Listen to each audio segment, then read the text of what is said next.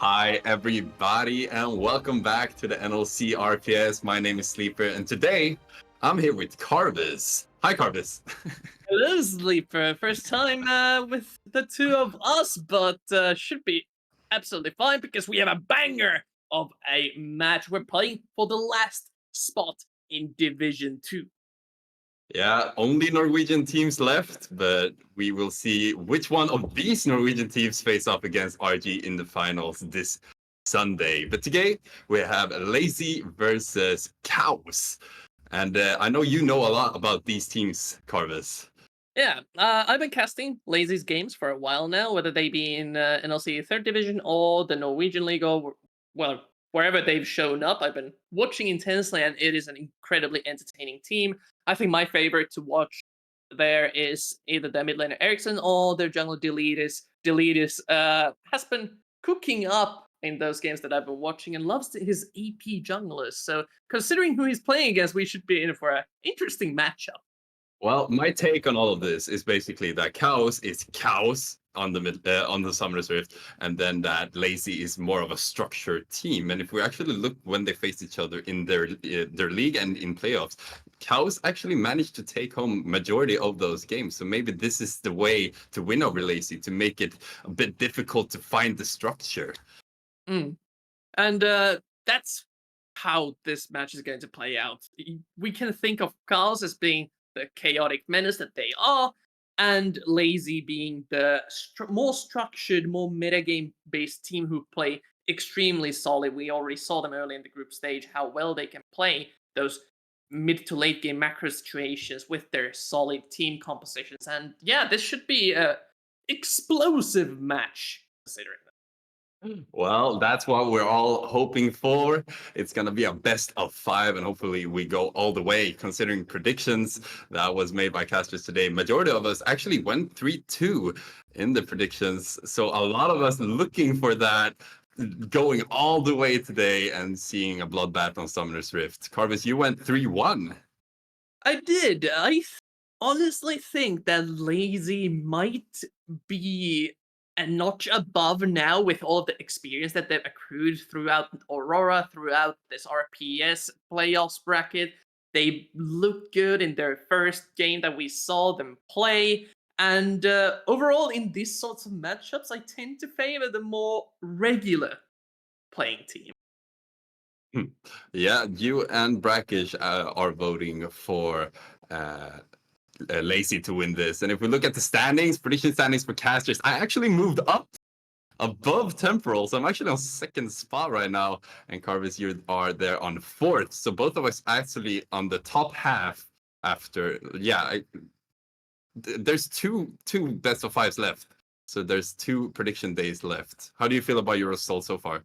I had a bit of a stumble there on my turncoat arc, trying to get some points through the UK winning, but then Tempest Gaming fell flat instantly when I went for that. So yeah, middle of the pack is okay, I guess. Still a little bit disappointed in how most of the predictions turned out, but hey, it's the prediction game, and we have a Norwegian constantly voting for the winning team. So I mean, the nation that has done the best is Norway, and he just voted for Norway all the way, so he went to the 1st place. So now it will actually be interesting to see what happens when it's just Norway left. Who will he vote for? Because it's like he can only go one way. So let's see if I can surpass him here in the last games. I hopefully think that Sweden can win something in this tournament. That would be nice. I mean, you guys did beat pretty much every other region you played against, except for us. Except for you. The Glee. One specific team as well. So Epic Avalanche, shout out to you guys again. I actually casted the game where you eliminated Bloodline and Sweden. And you actually eliminated Fitfall from groups as well. So still well played to Finland, well played to Epic Avalanche. But they didn't make it to finals though. They didn't. It is Rich Gang waiting for whoever wins our best of 5 for the glory match of being champion of RPS 2023. But yeah, we still have a bit more time to go over. Something I'm also interested in. I mentioned the junglers, but in the mid lane we have Ericsson, who already promoted once to Division 2 with Gran Turismo. So looking for a repeat there. With we're moving on to patch 0.24. Azir has gotten huge buffs, and Ericsson is an amazing as Yeah, that's one of the champions you need to look out for. Mainly in this tournament, I think it's been Orianna and Syndra. But if you have one of those really, really good key players in the mid lane, you can use Azir just as good as Orianna and Syndra. And it's disgusting when it comes to the big wombo combo team fights later in the game. yeah. The reason why I bring this up is because, well, again, Chaos likes to cook, so it is predictable what Ericsson might bring to the table. He should be bringing all the meta mainstays, including Azir. So Zoran, for example, showing the AD LeBlanc that I had hoped was dead, buried 4 feet under. Apparently not. Still works. He could be already on the drawing table trying to figure out how to best Ericsson in this match of the Norwegians. Well, I'm also hoping we will not see the AD LeBlanc. That's real toxic. I still remember the first game in Swedish Online League when somebody popped it off, and I was like, "Does this actually work?" And somehow they popped off insanely. So I would love to like Lazy and KAOS. Please don't do it. It's not worth it, guys. Like, I know you're on stream and you want to have a good time, but don't pick 88 LeBlanc, please, please.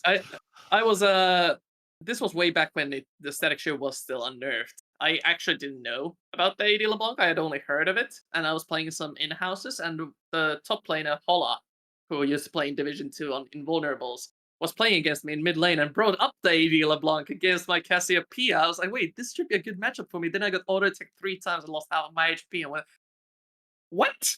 So, it is a possibility that we might see it again, but I still think that we're gonna stay more on the Castellana. Maybe we could see a Ziggs or something to counteract the incoming Azir poach, just clear the wave. There's a ton of things that KAOS can bring out there, but I think Zoran has been one of the players to mostly play meta. And then we also have the new meta champion, Varus, being so strong right now. You can play him both top lane, you can play him ADC. And if you're spicy, you could play him support. I saw it today. It wasn't beautiful, but it worked out.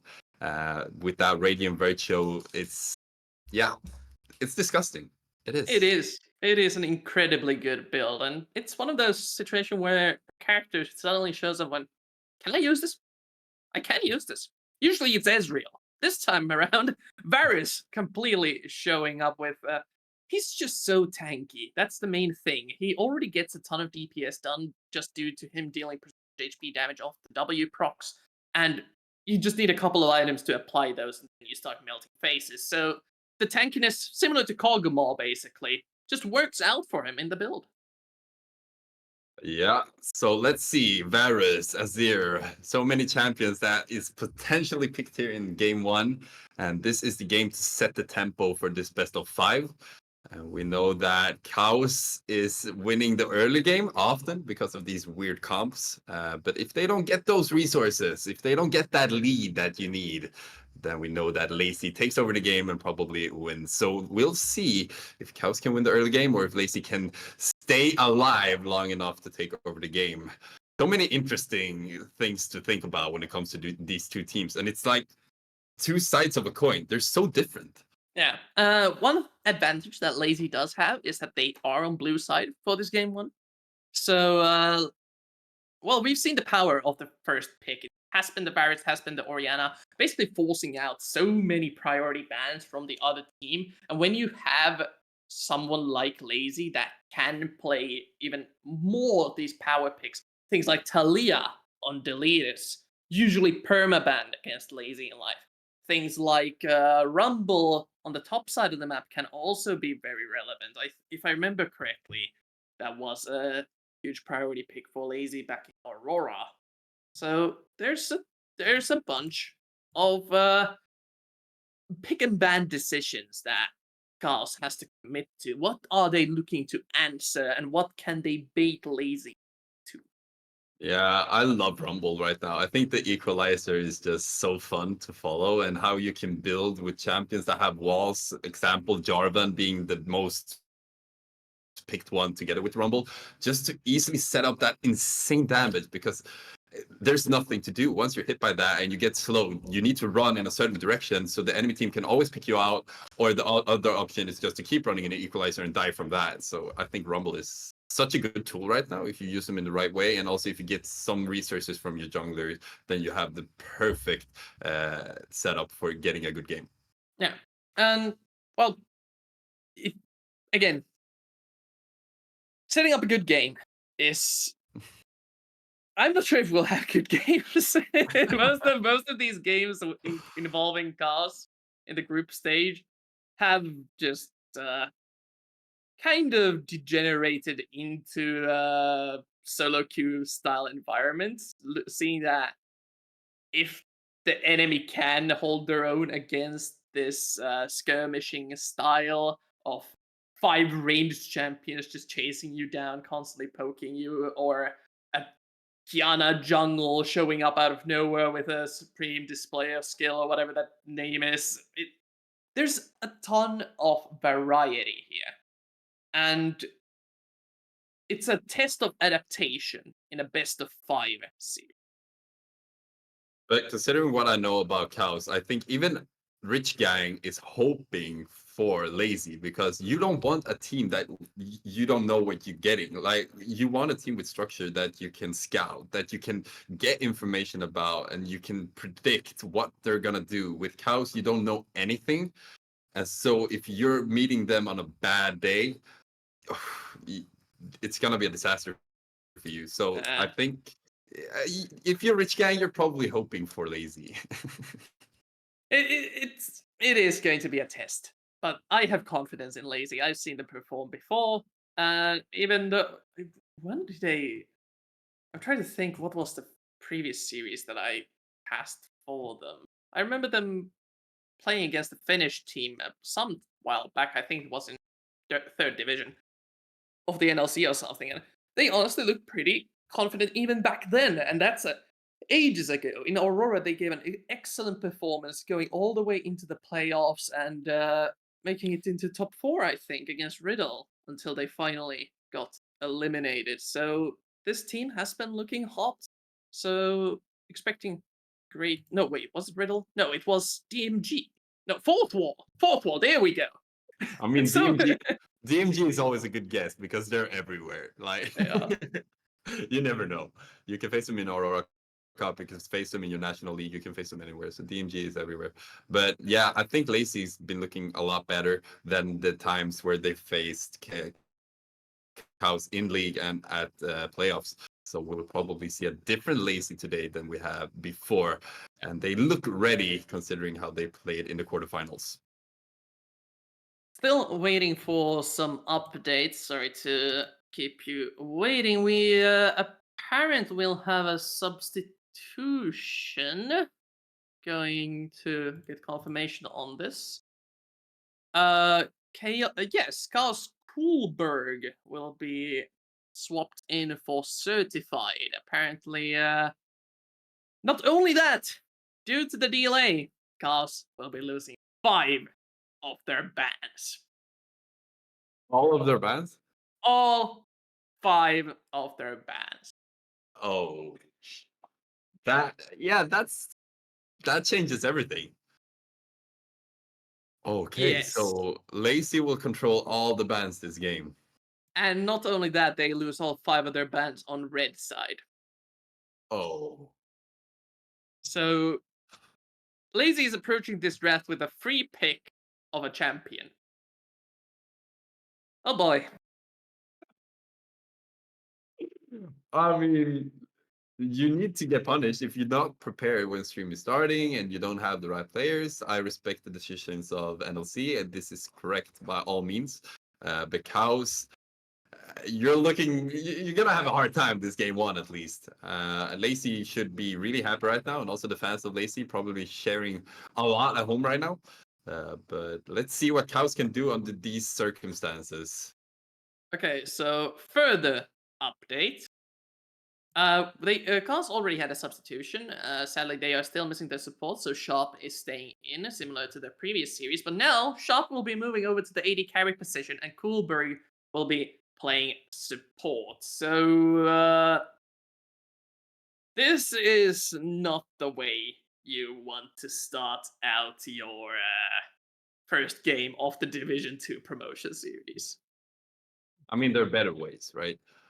But I guess they have to adapt to this new situation. If you're coach for KAOS, you're probably not happy right now because you cannot affect whatsoever the outcome of the picks and bans in the first stages. They just have to pick the scraps that Lazy leave for them in each stage. So that will be difficult. Very, very difficult. I'm just double checking my notes here. So Sharp is a former jungler. And Kuhlberg is a former top laner.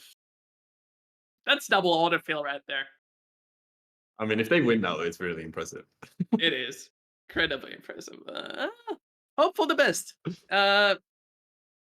It's unfortunate that these situations happen, but sometimes life finds a way to mess everything up on the most important day. So, hoping that KAOS can bounce back from this game one. If nothing else, they should be able to at least play on the top side of the map, which is unchanged. They do have a pretty good consistent setup between Chrono and Reflect, have been giving good performances throughout the RPS tournament. But yeah, this is obviously worrying for multiple reasons.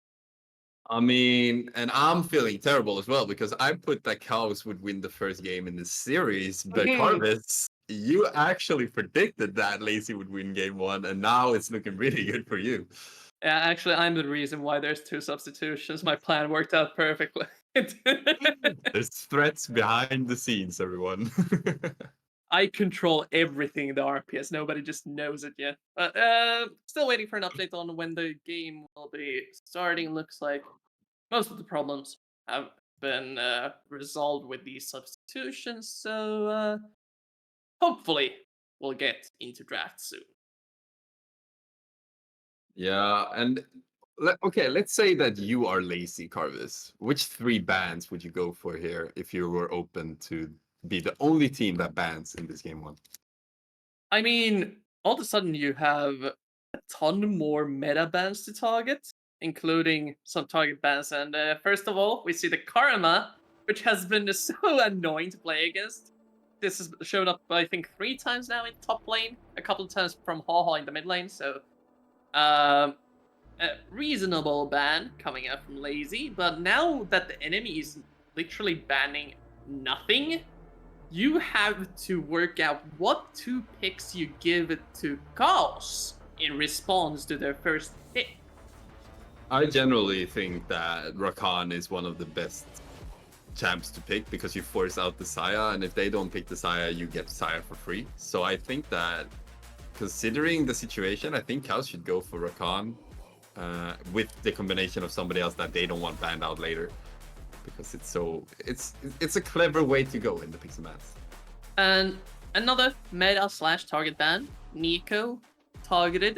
Both the mid laner and jungle of KAOS has shown to play it, so removing that makes sense. Again, due to players being late, KAOS will be losing all 5 of their bans for those who are just arriving. So we will be waiting out and trying to guess a little bit on what Lazy wants to do with this 3rd and final ban. Do they want to take out, for example, the brand that Reflect has been showing? Instead, Ziggs. I'm smelling a possible Azir here.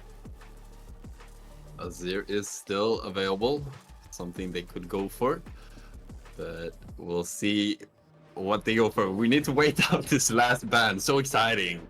Let's see what they ban out in KAOS.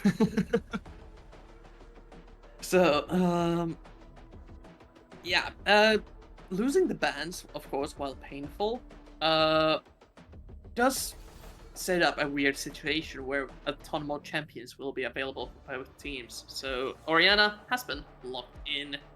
Instead of going for the Azir, they take best mid laner, arguably in the meta, will fit almost any team composition and is overall a power pick in the mid lane. But now, with the 3 bans missing, things like Kazante is left over. I love this. I love this so much. And they should go Syndra at least here in the first phase as well, because No they need should ban to. it out. No They don't- need to yet. Since the enemy has already picked their mid laner, better grab the two priority picks in Cassandra and Zaya and R3 the Syndra, for example. Since, well, the opponent is not going to pick it away. They can have two priority picks and the mid lane counter pick in response. Now, considering the Ashe as a way to force out the Zaya ultimate and arrow, of course, great follow-up and setup for any sort of aggressive junglers Deletus loves to. Okay. So Ashe could be play both support and ADC in the meta that's right now. So we'll see if they can confirm that for us in this third pick from Lazy. But it looks like they're gonna spice it up even more, and I think we talked earlier about Gwen also being able to go in the jungle, but It is. this should be top lane because they know that Cassandra's top, right? Yes, Gwen has a awkward early level laning phase against Cassandra where he tends to take over until the first item for Gwen is finished, but after that it should be another tank matchup for the Scissor holding maiden. And the third pick on the red side will be the Syndra, pretty much as how we predicted. Now, bans should be heavily focused to the jungle in this second banning phase. Do you think it's worth for them to ban Rakan here? Probably. Yeah. They have two different options. They either ban out the Rakan and keep the Ashe flex open, or they let the Rakan go through, pick Nautilus into it, you're playing Ashe Nautilus and Desire Rakan, which is completely fine. Yeah. So we'll see what they prioritize. Both top and mid lane picked out for KAOS already, so that makes it a little more difficult to ban out, but they can still focus jungle and support. But I think jungle and support are two of the most flexible lanes right now in the meta, so I think this was a good picks and bans so far from KAOS, considering they don't have bans of their own. Yeah, and this is the weird situation where so many power picks are left open due to the missing 5 bans. Briar now taken out. Did get a bunch of nerfs going into the new patch, but still, powerful pick. If I remember correctly, KAOS's jungler Reflect also plays it quite a bit in solo queue, so a good target ban considering the low range of most of the composition you know, deal with so much setup coming in from all 3 lanes. Again, KAOS missing their final ban, and I'm expecting this. It might not actually be the brand now that there is a Syndra in the mid lane. Instead, going for the Bel'Veth. So another carry jungler removed. Interestingly, Diego still left open. So Rakan not banned out, so the scenario that you put up where they let Rakan through and go for Nautilus is still available here from the side of Lazy. But then we have the jungle pick also. But they actually might go for the Nautilus themselves. KAOS picking that up. Okay, instead opting for aggression, not that. Oh no, this opens up more weird counter picks. Things like Blitzcrank is suddenly okay. I think now,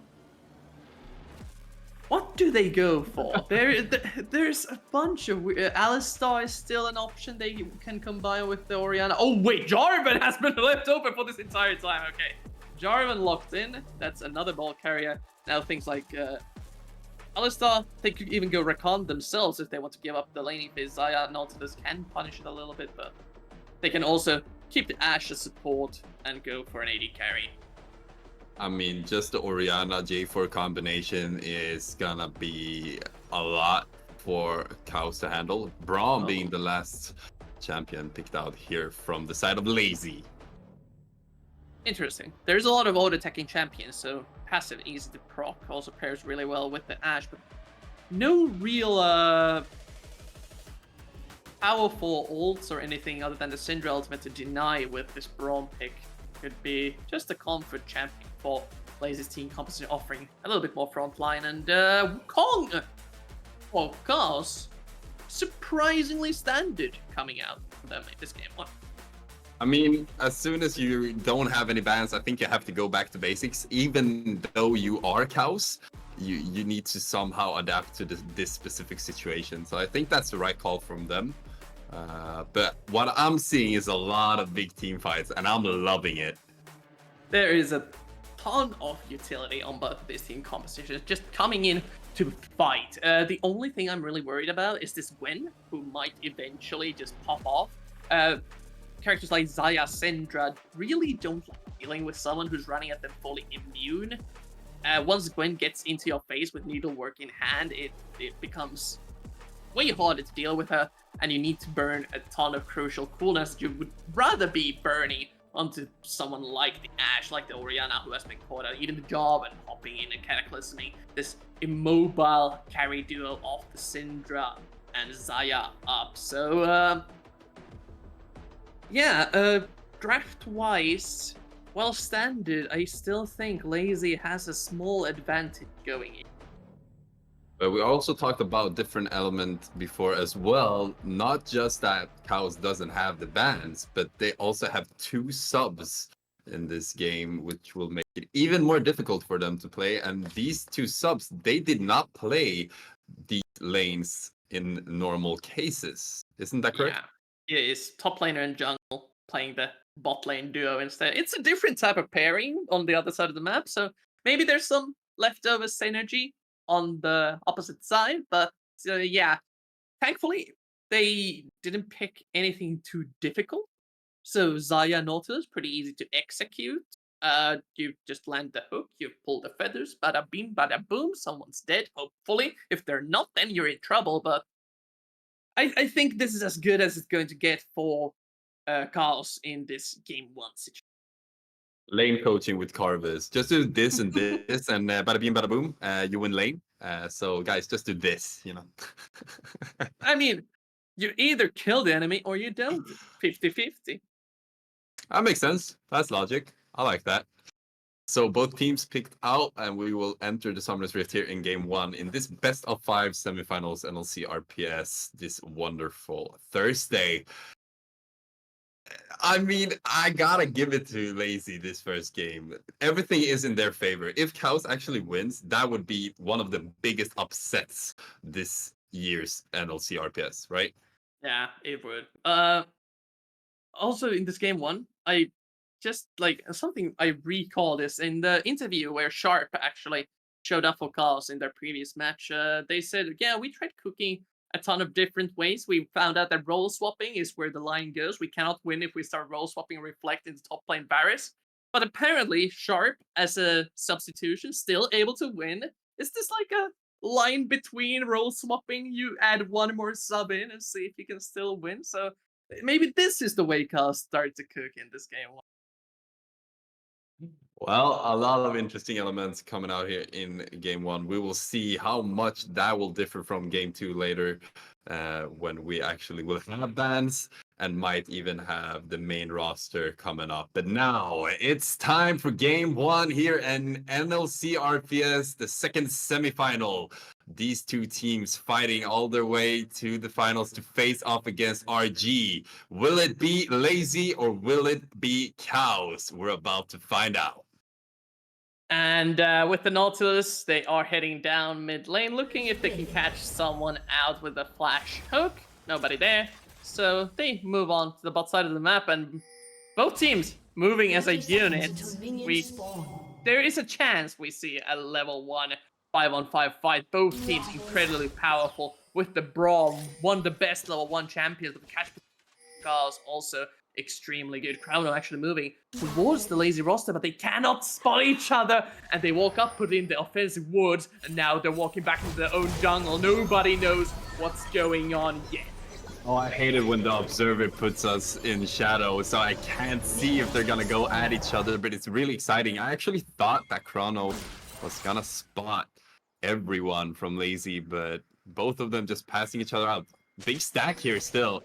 They will see Zoiran, but Ericsson will still walk in, and the hook is gonna hit, and it's disaster.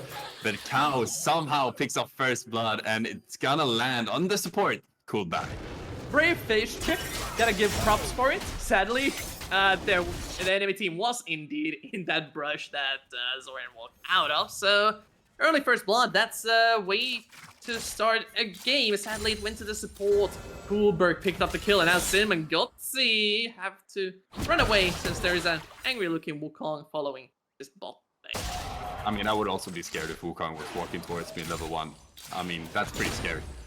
It is. One of the champions that you don't want to take early trades against just due to the stacking armor from his passive is able to do quite well against the Jarvan if there happens to be a second invading position. But cross-mapping for now, they shouldn't meet each other for quite some time as the bot lane, while they can play aggressive on the side of KAOS with this early first blood, it's not their most confident lane due to the 2 substitutions, so top side seems to be the way KAOS wants to play towards.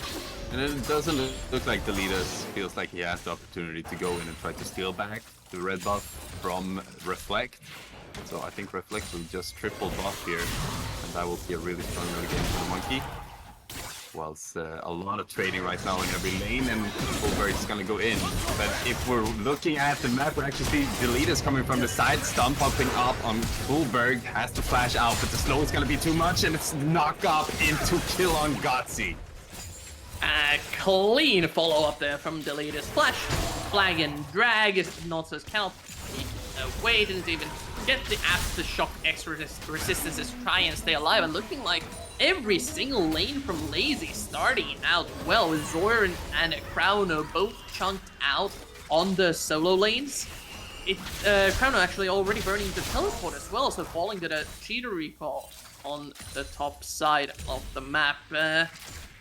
Even with the first blood, Lazy has an early advantage. So 1-1 now, but first blood still went to KAOS, and they still have the jungler advantage of the triple buff. Let's see how they can respond even more from the side of Lazy. They have the advantage of having 5 bans, and they also have the advantage of having their main roster. So a lot of pressure still on KAOS, but from this early game, we gotta give them some credit. Still yet to see how the early game forms up, while they did have a great level 1 play. Again, this top lane matchup not really going Crowner's way just yet. Even with the Sheen, he hasn't been able to get too many good trades going. Reflect hasn't really been able to do anything on the map either. Looking mid lane, but Ericsson just so careful on the Orianna, playing close to his tower, making sure that he's just farming up a storm. Now for the 1v1, the Reflect could be in a good position. I don't think the leader saw him, so he's gonna get from the side, but the leader's gonna secure that anyway. And Reflect being really stubborn, staying there, hitting him, has the red buff to his advantage. He's behind items though. Now Ericsson coming from mid lane to support his jungler, and that damage will be enough. Reflect going for the invade without items. There's a Doran's Blade and a longsword in Deletus' inventory. Reflect hadn't reset at all. So that 1 versus 1 after losing out on the Grom take was just incredibly risky. Yeah, and so stubborn as well, not wanting to run away. Same time, bot lane, a lot of slows, a lot of ability to stop people from getting away. Sharp being shot on the turret, and Gotzi picking that one off as well. Coolberg investing his ignite, but it's still not going to be enough to find Gotzi. So once again, and a single solo bolo kill in top lane. Mid lane. Mid lane. Okay, we're actually on every lane actually. Yes. Bot as well. Protect coming in from the side, looking to get it with Coolberg. Braum should have a hard time here, but the CC is actually enough, and the minions almost looking like they can find this monkey. He's gonna stay alive if Coolberg can tank them out. But look at that wave, that's huge! The flash coming out from Sim, and now the leaders from the side, but Sharp is here, so I think the leaders will respect this. Dubstep flag coming in hot.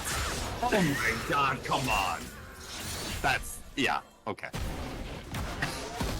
That's what happens when you start looking at your shop too early. But yeah, we saw on the minimap mid lane, Zoran almost got taken down as well. Had to burn his flash and all of his cooldowns to stay alive. And Lazy just making plays across the map, punishing KAOS for the weak early laning phase. And this, we're probably going to see the replay here in the mid lane, I'm assuming, as Sharp gets flashed onto by Gotzi. Top lane, the ignite from the Gwen is enough. Where is Crowno going? This is incredibly greedy. Okay, so that solo kill was completely on him. But mid lane, Deletus, before rotating over to the bot side of the map, already almost killing Zorin. So this was a cross-map play from the side of Lazy. Yeah, so many small margins, keeping people alive and also killing people. I mean, in this situation, you thought that Sim might die, did not, and Deletus is like, okay, I can probably get this kill, and then another kill popped up on the map. So many kills in such a little time, and both of these teams are showing up for game one. And this is the strength of Lazy. They are a very good traditional standard team, playing the meta picks, knowing how to punish overextensions and possible mistakes from the enemy laners. It's all out use from Crown on the top side, even as an escape tool, is not able to deal with this counter matchup at all. Yeah, so difficult for Crono right now. We can see him doing everything he can imagine doing in that lane. It's such a struggle right now. After that first kill, I think he just needs to relax and wait out and hopefully find something Lane. again. Mid lane, a lot of damage once again, but this time should be enough. And Ericsson looking happy to secure that kill, considering that Syndra survived with 1 HP last time. And with the flash burnt on the earlier gank, that Cataclysm is pretty much free with the Orianna follow-up. Didn't even have to use his Shockwave, I believe, so it was just completely free kill onto Ericsson and Deletus. With that, they are able to rotate over to the Herald, which is trying to, I think Reflect is trying to steal it away. Teleport coming in from Ericsson. There's a fight going on at the Herald. Cannot see it. It's Valio going for a solo kill. Yeah, once again, looking really, really strong, but that shield should be enough. I couldn't see which one of them actually secured the Herald in that situation, but it looks like it was Deletus. Now Kulberg trying to join this. Reflect together with Zoran, but that hook from Kulberg will not be enough. I think Crono is probably gonna fall here, but he can use the CC to potentially put himself in a better situation. Look at missing that one spell. Can he? Execute! That there's no way. Arrow That's landing. insane. Arrow landed bot lane, forcing Sharp to use his cleanse, so for any future engages, Sharp is a huge target. They can get the follow-up chain onto him. Kulberg still looking for the level 6, hasn't really been able to push his first blood advantage down on this bot side of the map. And with this gold advantage starting to slowly but surely go towards the 3k, 4k mark, you're gonna see the first items start to pop in to Lazy's inventories. They're gonna have a huge power spike to play with this Herald. They can play towards the Dragon in 2 minutes time, keep extending the lead and possible win conditions. We don't know what the Rift will be, but considering the Ocean has already gone, it has a decent chance of being a proactive Dragon. You're the coach right now for the side of KAOS, Carvis. What would you tell them to do? They need to somehow defuse the situation, get this Wukong active on the map, find a pick, whether that be in the mid or bot lane. Even top would be a decent target just to get Crono back into the game and not in a constant losing position against the counter matchup. But in these aggressive plays that Lazy are making, they're not burning summoners, they're just catching KAOS out of position, completely just punishing them for overextension. So even playing that pick is a little bit difficult, and Deletus once again putting himself in a bad situation, goes not out to Crono, but he's gonna do what he can. A lot of needlework, he'll do the slows, but he's gonna go in and try to find a fight on his own. Second dash is actually pretty good, but the damage is gonna be way too much. Crono, can you stay alive? You cannot. Deletus picking up that kill, and now Sharp in a bad situation. Has to use his ultimate to stay alive, but maybe he cannot. Look at Tati. He's waiting for Sim to tank the turret, but Sim did not realize fast enough. So Sharp staying alive for another day, whilst reflecting better together with Kuhlberg. Flash hook will be enough. But once again, Kuhlberg picking up that kill, actually has 2 out of 3 kills on the side of KAOS right now. It's looking a little rough. Ericsson also looking for a solo kill in the mid lane. Zoran should be able to get out, has the teleport to come into lane with as well. But again, now KAOS finds a couple of picks for themselves, but they expend so much on it, and now Delete is going deep, possibly looking for Sharp, picking it up on his own. Now Gotzi is gonna help him put the last damage out on Kuhlberg, and 2 additional kills coming out for Lazy, and this game has been crazy from their side. I was just about to say that Lazy can look for a punish on the bot side since they expended so many resources, but Deletus was way ahead of me already there with the Flag and Drag Cataclysm locking up Sharp. Easy kill again for the Javan, and they're looking to dive mid lane. Ooh, yeah, 3 members now together with the Herald. Deletus looking for that knockoff. We're not gonna see everything going on, but the kill is still gonna be picked up, and it's Deletus picking it up. And now they will use the Herald to their advantage, getting that additional push. And Crown is still having a big, hard time here in top. It's looking really, really rough for the Cassante. This was one of the earlier picks, but Poland just has a nice response to it. Even going for... Is that going to be Nash's 2 that he goes for? Not even rushing the Riftmaker, feeling like the leeching layer, not necessary. The lane is already going well enough. KAOS though, with the reset coming into Lazy, able to get a small relief with the Dragon, pick up buying them more time to get themselves back into the game, get themselves power spikes, get the Syndra scaling, get those passive stacks, get some items on the Sante eventually. And now Lazy doesn't really have anything to play towards. They need to wait for a second. Ooh, they can actually look for this Kuhlberg with the hook, but it's gonna miss. Otherwise, that would have been a really good play on the side of KAOS. Zoran is looking for anything possible to give him some kind of lead. He's been farming well, but there is a need for additional resources in the form of kills, I think. Well, looking for it on the bot side of the map, but with the wave pushed in so far towards the towers, they're gonna lose out on the plate gold, but still get a decent reset. Actually, Gotzi not even recalling the instead. Looking towards mid lane, where Zoran does have his flash up, but I'm not sure if it's enough. Let's see what both junglers are planning. Mid lane? Yeah, he's looking in mid lane. I didn't think he was gonna go in, but he does. And Kuhlberg cannot use his hook because Cataclysm is away. Ultimate coming out from Zoran, but it's not gonna be enough. And Ericsson picking up additional kills here. Sharp now together with Gotzi. They're fighting it out, but it looks like Gotzi might have been a little bit stronger. They're trading into the last second, and the Ash being stronger than Saya in this situation, and Lazy picking up another kill. 12 kills in 14 minutes. It's looking rough. 14 minutes and you're down 12-3. Ash could get caught out here. Reflect can get a shutdown with the Cyclone. Don't give it to Kuhlberg. Don't give it to Kuhlberg. Did try to go for it on top side now. Oh no, using his CC on 2 members, taking him under turret, doing a lot of damage to Shim, but not able to pick it up, and then Shim is the one having the last picking up that kill. Kuhlberg using his ultimate. But that's a good flash from Ericsson, very creative. Doesn't matter how much CC they hit, because they don't have enough vision to actually pick the kill up. Every member right now on the top side for Lazy.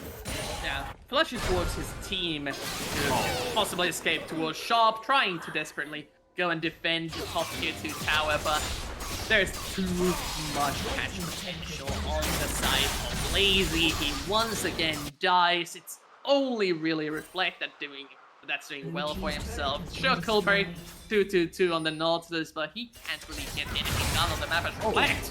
The Reflect actually looking for this solo kill and will get it. This Wukong is not joking around. Really strong. Now the leaders once again. Oh no! This mid laner Zoran having a really difficult time, but will get out. Sim not ready to let go of Syndra quite yet, but soon realizes that she's a little bit too far away.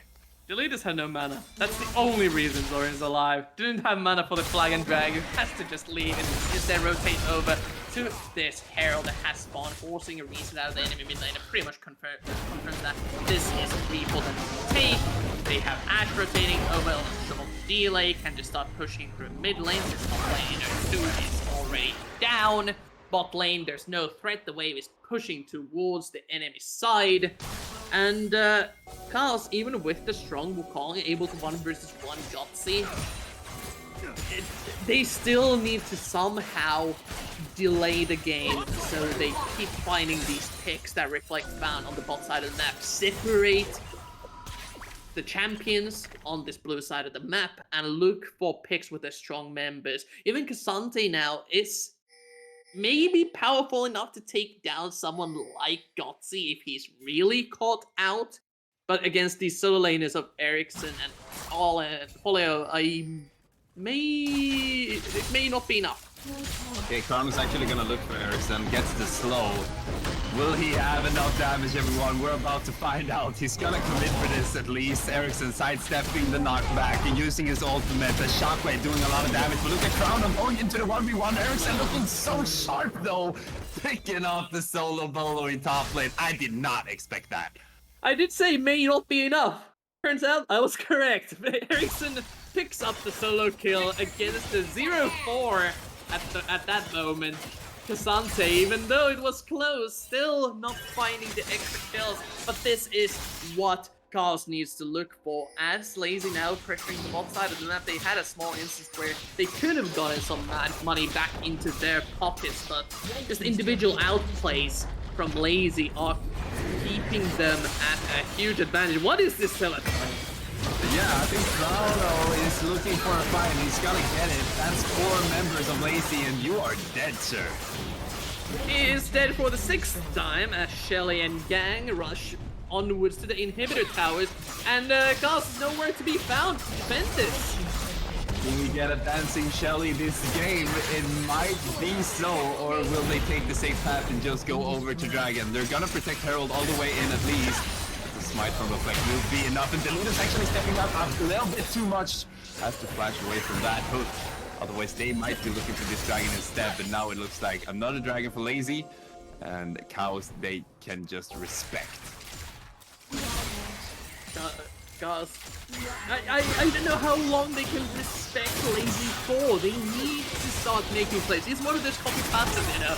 If you are 5k ahead, you want to keep making plays to extend the lead. If you're even, you want to get a lead, so keep making plays. If you're almost 10k down, you really need to start making plays, or you will lose the game. A lot of big decisions to make right now on the side of KAOS.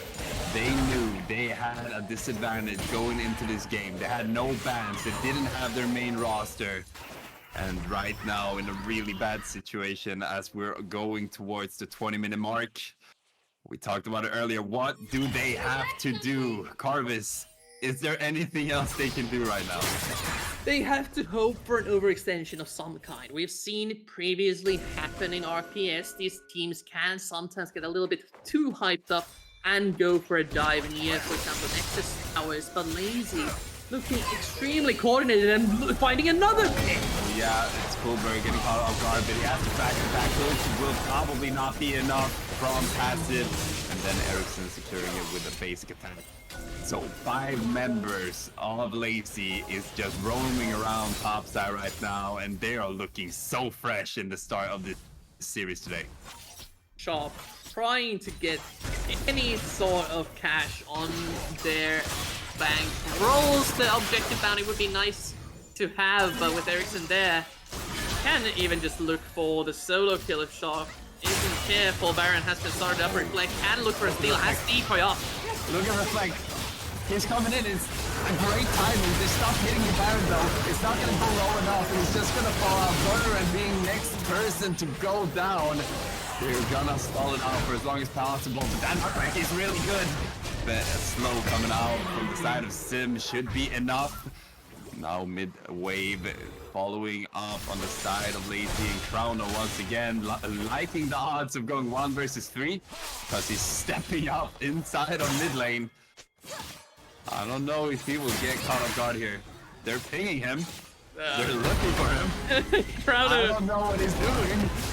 I don't think Lazy knows what he's doing either. Gutsy is gonna join as well. Cataclysm is gonna be enough to hold him in place. 4 members against Chrono. He's just trying to stall, I think. Yeah, he is. He got most of the mid wave as well, so they can't push through there. And a ton of this Baron time is being wasted chasing this 0-7 Cassante. Folio shot, he got the top side in a inhibitor tower, but it's still a lot less than you'd expect with a 12k gold lead after getting it. TP coming in mid lane. They are looking for this final siege. They have the Baron buff to do it. 2 members from the side of Lazy trying to push down this mid lane turret. Reflect is on the side. Ultimate training with Shockwave coming out from the side of Ericsson. The knockup from Nautilus will not be enough. In a bad situation, will be the next to fall. Reflect, gonna get hit by that raw passive, and now there's only 1 member standing, no, 2 members standing between Lazy and Victory. Chrono together with Sharp, they will have to do everything they can to keep this team alive. And Lazy looking so strong, ultimate from top to get him with Cataclysm. It's a wombo combo from the side of Lazy. Sharp for at least 1 kill, will not get it, and ace from the side of Lacy. Nexus looking naked, looking exposed. That's game 1 going over to Lacy. And dominating performance, let's say, for this game 1. And you can see what the difference of Certified not being the has on this cast roster. Forced to play this standard style with a weak bot side is not exactly workable in this top 4 qualifier series for NLC Division 2, and Lazy just play their own game, look solid, and punish every single mistake that KAOS did. Yeah, it's gonna be a long day. It's a best of 5. Nothing is over yet, but in this first game, Lazy is looking really, really, really good. But we have at least 4 more games if they play their cards right in KAOS. When we will get back, we will get into game 2. But until then, we will take a little break, refill your drinks, go to the bathroom, and when we get back, it's time for game 2 in the semifinals between Lazy and KAOS.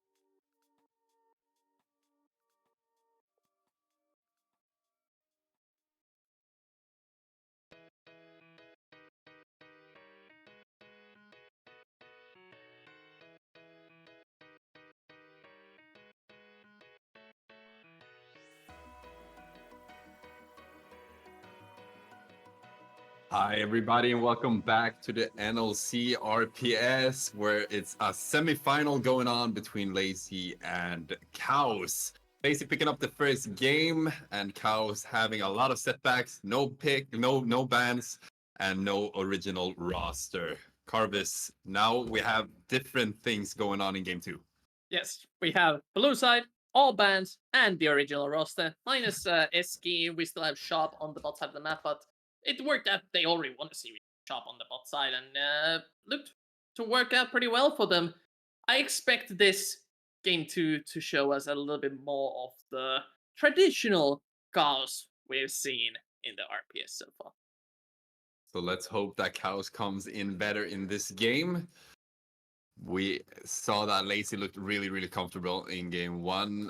They will probably look just as comfortable, but now it's a question if KAOS can adapt to what Lazy's shown. But a lot of those picks from game one will probably not be available here in game two, considering that it will be 50% more bans this game.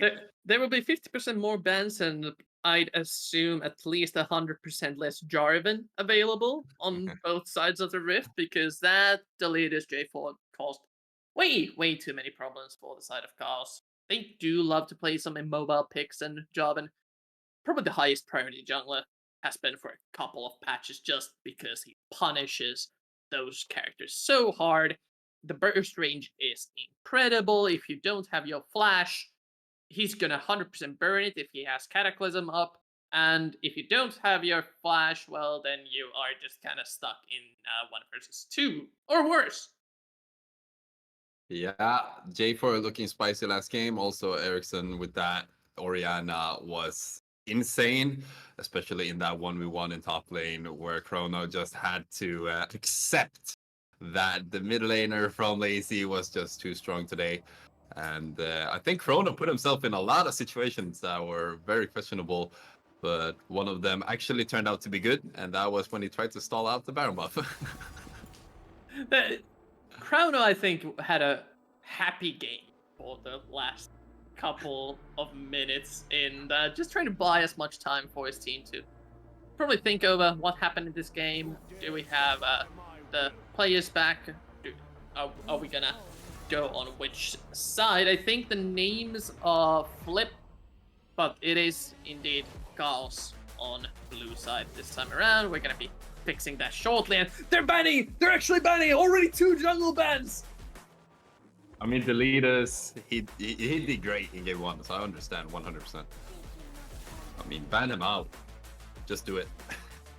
And I think that Deletus and Ericsson, the mid jungle duo on this Lazy roster, are the 2 strongest players, so these jungle bans are not a surprise to me at all. However, Deletus has been shown to cook some interesting picks, things like the Karthus, for example. Still, not sure if he's shown it in RPS, but it is an option they can go for. And Azir now banned out. Not gonna let Lazy go for that pick, trying to prep Orianna maybe here for Zoyer.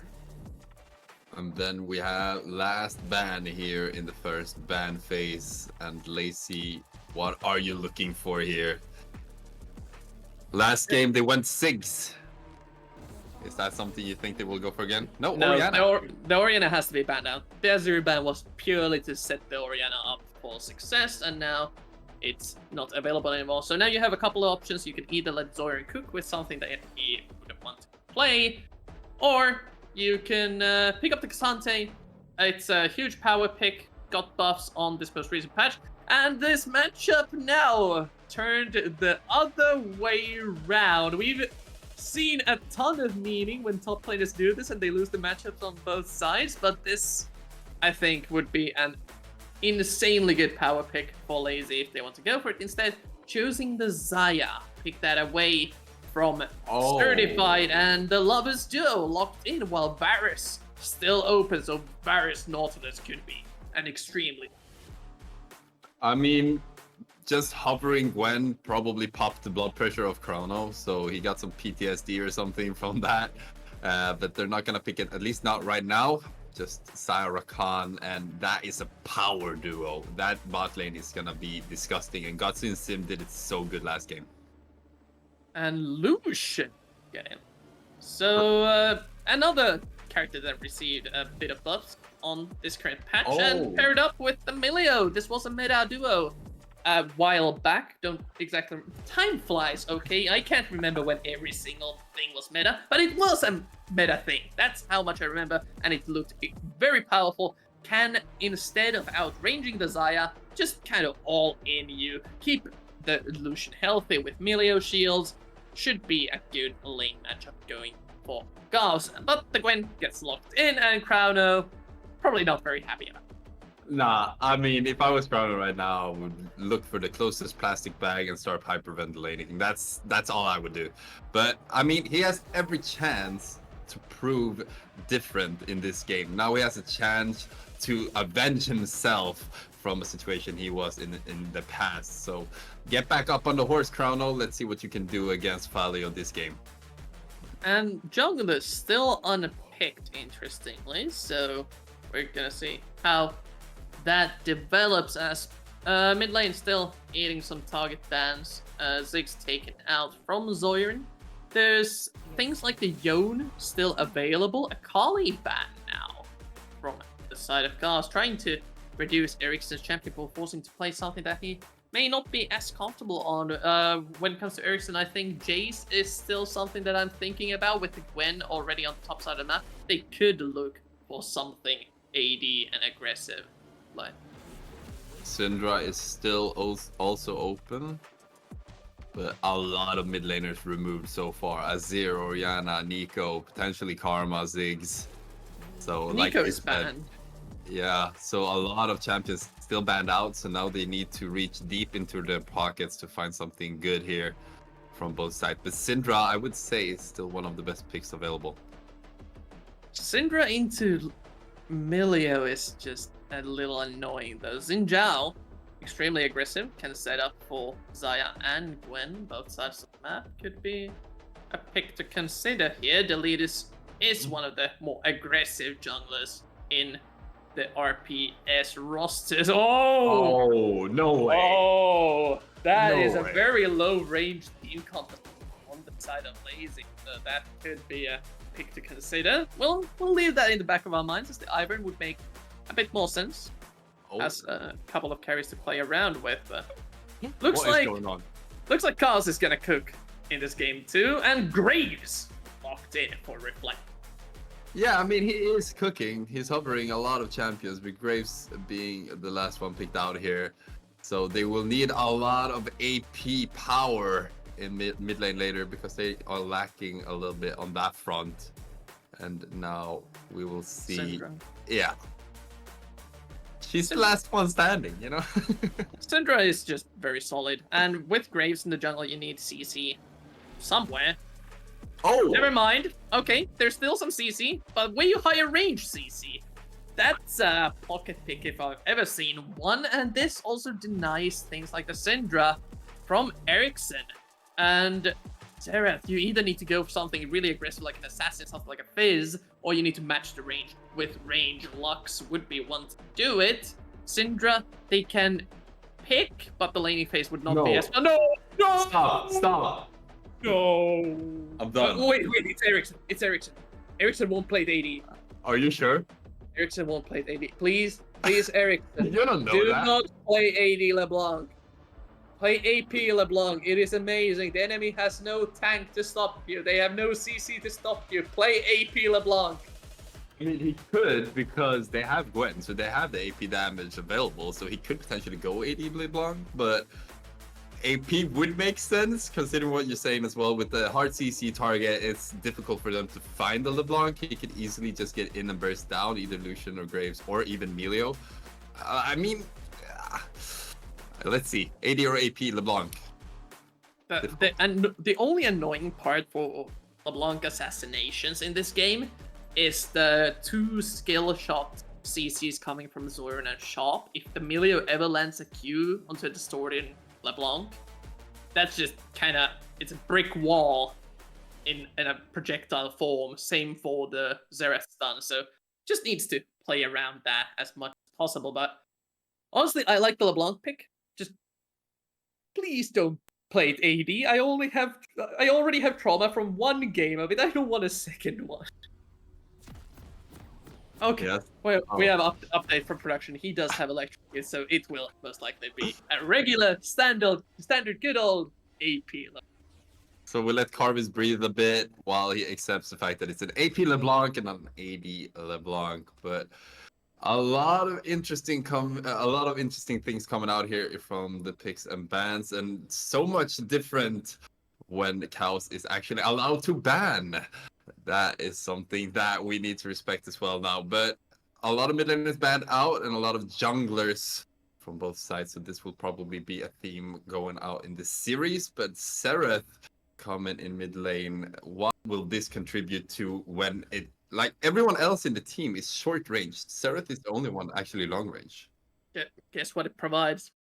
Yeah. It provides range. That's I know, surprising, isn't it? But it is just an absolute siege tank that you have to eventually deal with. You need to look for flanks, look for catch potential, ward as aggressively as you can as we head into this game 2 to see if Lazy can continue the win streak. We will see Lazy on red side, KAOS on blue side. KAOS still looking for their first game in this series, whilst Lazy is looking to keep this snowball going and take them all the way to the finals to face off against RG. Right now, guys, let's hope for a banger of a game. Game 2 in the series semifinals between KAOS and Lazy.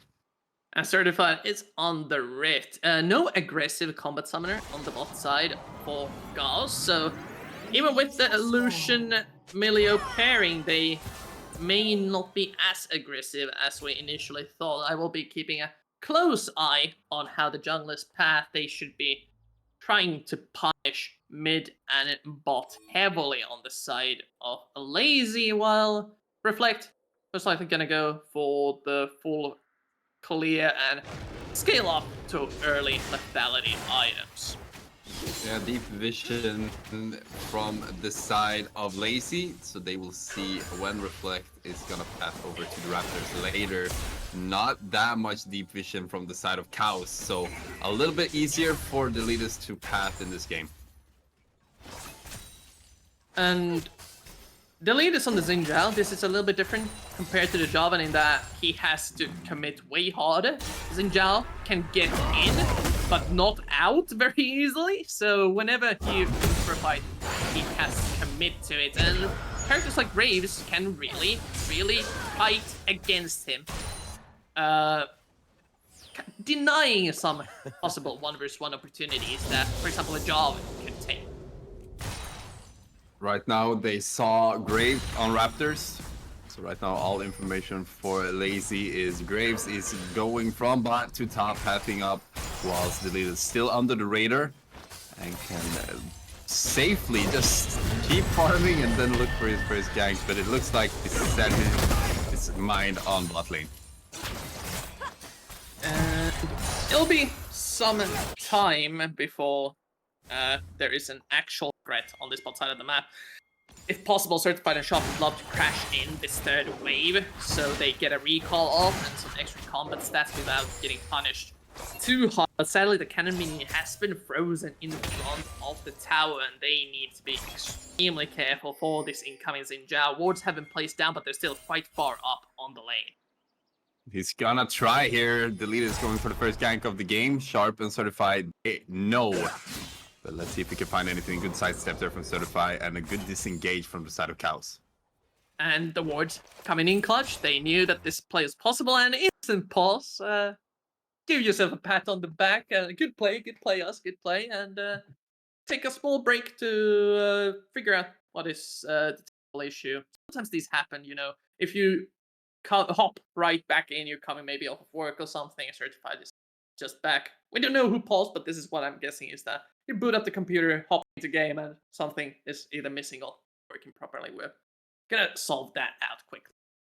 Yeah, that's the biggest difference between esports and other sports. It's that you can pause because somebody has some technical difficulties. You can't just pause a race in the middle of a 100-meter run because somebody is forget to tie the shoes or something. So Sleeper, esports is being very interesting. Sleeper, do you know what this signal means? Oh, a timeout? But you can't do that whilst play is going on. Like in hockey, when you do a timeout, the game has already has to be paused already. You know? I mean, in some sports you can. For example, in volleyball, in between points, you can take a timeout. So it's not an exactly esports only thing, but it does happen in actual sports as well. As Gotzi shooting guns at people doesn't really happen in actual sport. Yeah, they're trading a lot. Root coming out on Sharp and Sim doing a lot of zoning here. The lead is coming from the side, but look for Gotzi staying alive. The lead is trying to look for this kill, and it's gonna be a first block for Lazy. Just surviving with 1 HP, barely not able to get the kill for Certified, using both of his summoners as well. That's the price you pay for picking the exhaust and not the ignite. And now look at the wave that's crashing to Sharp's tower. Certified will be missing at least a cannon in a couple of the melees here. It's just not a good place to die for this bot side of KAOS. And Lazy, again, with a good early game start, even with Reflect, getting some money back into the jump. I just think Lazy is looking so good right now. And everything they do is just working out for them. But I don't know exactly what KAOS can do, but they need to find their strong side and they need to play around it because Lazy is looking so good. Lazy. Another strong early lane performance from them as Ericsson with his LeBlanc counter pick, having a good enough time against this area. Not really falling behind in CS is Zoirin, but we're gonna see on this replay how close this kill was. Initially a very good fight for KAOS, but the jungler joining in is the difference maker. We saw Deletus completely skip his bot side camps, and the last hit, oh, 10 HP, 7! Went so low. A good attempt by Certified, but goes punished. And with this early game lead once again on Lazy's side, now they just have to keep executing on this bot side of the map. They know that Certified has no summoners, and Deletus is here once again. Yeah, they're looking for the knockup, and you gotta get it from Sim. Jumping back in and a lot of damage, but is it enough? Yes, it is. He's very excited and cannot get it. So Certified is gonna get a kill instead. He was lying down on the map, and now he's back in the game. Well played, KAOS. Every single HP matters. The push keeps going. They want to get Certified and a sharper, safe-ish recall here. As, yeah, Deletus, this is the problem of the Xin Zhao. When you don't have enough damage to burst down, you cannot get out. Reflect has the nice counter gank timing and bursts the jungler down. So, KAOS getting their bot lane back into the game. Critically, the kill went over to Certified, so Deletus not providing Gotze with the same resource solution. Emilio can start to press their advantage a little bit more aggressively once they hit the level 6 timing window. And so far, even game, back and forth on the kills, and top lane also going considerably better. Oh. Zoran's gets going to fall back. Played here from Deletus, some flash coming out from Zora, and knockup is not enough, and it doesn't look like Ericsson and Deletus wants to go back in. But now instead, KAOS looking really comfortable, Reflect doing a lot of damage together with Zoran, who picks up the kill. And another turnaround. KAOS is just tracking Lazy really well. They know that they have to play aggressive since they have the Xin Zhao jungle. This is not the Doran's Shield, Doran's Blade version that we saw earlier in the group stages. So he can actually play aggressive in the early game, and so far so good. Reflect 2 for 2 on the counter gank success attempt, and Graves, considerable CS advantage into jungle. Oh, Doxy getting exhausted. Is that enough to initiate the fight? It's not. But Sharp together with Certified showing just how aggressive they can be after picking up that extra goal in the last skirmish bot lane. And it's not really about getting the kill here. It's about forcing summoners. He had to pop Ghost earlier on. And with this chunk now taken, the 2v2 potential is considerably diminished. They have lane priority. Graves can easily go for the dragon. This should be completely free, no contestions. It's deleted on the top side of the map, clearing his own jungle, trying to catch up to Reflect on the CS side of things. But Lazy should be good on giving this one away, as Topsa in the crowd giving Valio a bit of his own money, and he's somehow winning the trades. Yeah, we talked about it. This is his chance to redeem himself from last game, and right now he's looking fresh. He's looking like he's taking a break and back into the game. But Delete is now gonna just touch Reflect as he flashes over the wall, but a lot of follow-up from the side of Lazy, and that's a lot of damage. That is a lot of damage. Double burst characters will melt at the HP pool of Reflect. Graves, while he does stack up quite a bit of armor, if he can't auto-attack anyone, he just can't give a bot fight. They're gonna try to wombo combo to find it, but Certified tanky enough to stay alive with those shields coming up from Sharp. Also, Sharp, really nice cleanse on the root, but mid lane, they could be looking for another kill here. Delete is ready to follow up on the chains if Ericsson lands any. Bot side, they're still looking for a play though. Let's see if they can find it. Certified going down low once again. Sharp has limited mana at the moment. So both Guts and Sim, they look really, really hungry for these kills. And we see both Ericsson and Deletus pathing down as well. Respect coming up from the side of KAOS. This is really bad for Certified and Sharp though. Their jungler is on the top side of the map getting the objective, so this Lucian will miss out on so much money and experience getting zoned out way over to his tier 2 tower. So another good win for Lazy on the bot side of the map as he is growing and growing. A lot of members right now on the top side of the map. Deletus doesn't know that Reflect is picking up the Herald uncontested, but Deletus gonna go for top lane instead. Chrono is using his ultimate. He's committing a lot. Both Sim and Deletus gonna join that fight, and Deletus the one picking it up, getting them their 3rd kill of the game. Just small overextension again from Crown, not respecting the enemy jungler, having his camps respawning on the top side of the map. Still, it's not the worst death possible. The wave doesn't seem to be too large on the top side, and they have, on the bot side of the map, Certified again, shoving in. And Valio getting caught out a little bit here. Yeah, he has vision, so he could try to play with this if he has the ability to do so. Ericsson together with Eden is going to join up, and burst from the side of Lazy will be enough to kill this jungler. Okay. Right now using ultimate, a lot of CC coming out, but it's all on Certified, and Certified is looking comfortable with his ultimate, popping up a lot of damage, dashing in under the turret, but it's not enough. A lot of trading, but no kills. Oh, Sim is gonna fall down. A lot of greed from both sides of the map, but I don't even know why he goes back in there. They should be happy with that skirmish, no? They tried to turn it around still, because if this wave crashes while Goth is this low, it's going to be hard for Desire to get any resources back. Sharp just pushing it Especially Deletus is here. They can look for another fight. Yeah, but he's just gonna hold the wave out. But look, Sharp is strong enough to just poke him down with those shields. The passive from Milio is doing so much damage. Now Ericsson in a bad situation, getting near sided, smoke screen, and he's gonna get out as well. It's so many slippery champions in this game. They're just getting away all the time.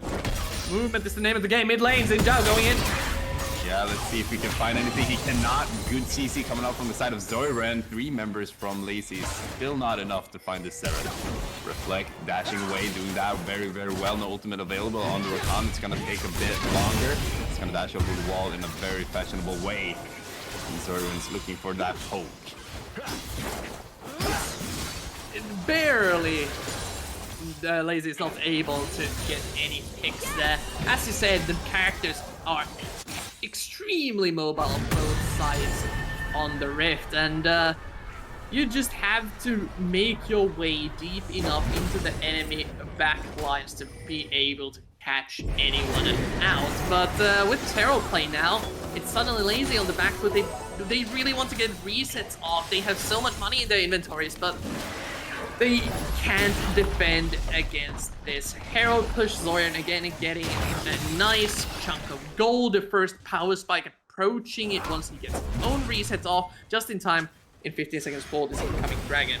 He doesn't have his teleport up, which is a little unfortunate timing. Yeah, also a difficult time because he cannot cancel the teleport from Crown Royal. You don't have that hard CC on Gren. So you need to respect the fact that it could potentially be a 5 versus 4 on this dragon. And a lot of damage coming out on Gutsy, who has to use his ultimate. Once again, Tim is close by, which was a false insurance because he couldn't get there in time. So ultimate pop now before this dragon. Reflect together with Sharp certified. Moving around on the butt side of the map as Lazy is looking to be the team to pick up this dragon. Still, vision game is there for Lazy. They have control of the river and lane priority to boot. So, still, yeah, they're committing top. It's not happening. They are trying. They're trying, yeah. And now finally, rotation over to the dragon, but Lazy is ready to maybe find a pick on the shop or reflect here. Has to dash over the wall and give up the priority once again. It's a back and forth game, but finally one of the teams decides to commit for the objective. Folio is doing everything he can to deny the reset from Chrono, as the second Drake of the game is collected. Infernal Drake going to the side of Lazy. And well, the dragon has just got a whole lot more valuable. Hex gates activate, and the teleport's coming in bot side. Yeah, teleport from Ericsson, and Sim is going to use his ultimate. They're looking for certified. They're going all in on his. And now Sharp, the only one standing 4 members from the side of Lazy, picking up 2 kills. And this is the explosive power of the Lazy Life composition. If you are too far up, you will get collapsed on and bursted down. Mid lane though, Zori gets the first tower, but Folio is there to at least catch the remaining wave. But considering the gold is still pretty much even after those 2 kills going over. Reflect is in a bad situation. He's trying to get out because CC will be enough to take him out. A lot of big plays going on now from the side of KAOS, where they're putting themselves in bad situations. Just Zoiran standing alone at turret, I would not do that. They were standing on top of a ward. They were trying to set up an ambush on the bot side of the map. This is why the play was so coordinated from Lazy, and once they are that far up, it is easy pickings. Even after the good dodge from certified, there's just too much follow-up. Shop isn't in range to cleanse it, and the shutdowns go over to Gotsy. And even the Graves on the top side of the map trying to counter jungle, I thought for a second that was his own jungle. That's how confident he was, but Lazy, unlike me, is not solid line. And now are setting up all the remaining objectives. Folio strong enough to defend the bot side tower against 2 as the rest of the team is there. Okay, Chrono once again putting himself in different situations where you do not want to be as a Vitante, but it's unstoppable. It's gonna keep him alive. But another objective picked up for Lazy. So much confidence from the side of KAOS. It feels like the way they play, they are in a lead with 20,000. but they are just putting themselves in bad situations. Palio doing everything he can to defend this turret. Now ultimate once again coming out from Zoiren. They're looking for the kill picked up by mid laner Zoiren. Now getting another kill, but and the top lane, we will see Gutsy picking up another one as well. Cross-map plays one after another. Zoiren might be the next target, but he doesn't overextend. That's that bot side situation is one of those where you just type in all chat, why aren't you dodging? And yeah, it's an easy catch for them as Zoiren forced the flash. Yeah, that was a good catch, but the flash from Sim as well. Together with that ultimate, the charm might be enough. We see the leaders coming as well. Zoiren, you will have to run faster than that blasting cone. Keeping him alive for now, but Ericsson has the mobility to shut down, and he will. So Lazy picking up another chunk of gold in this game, and they're looking really, really fine now as they push towards the 20-minute mark.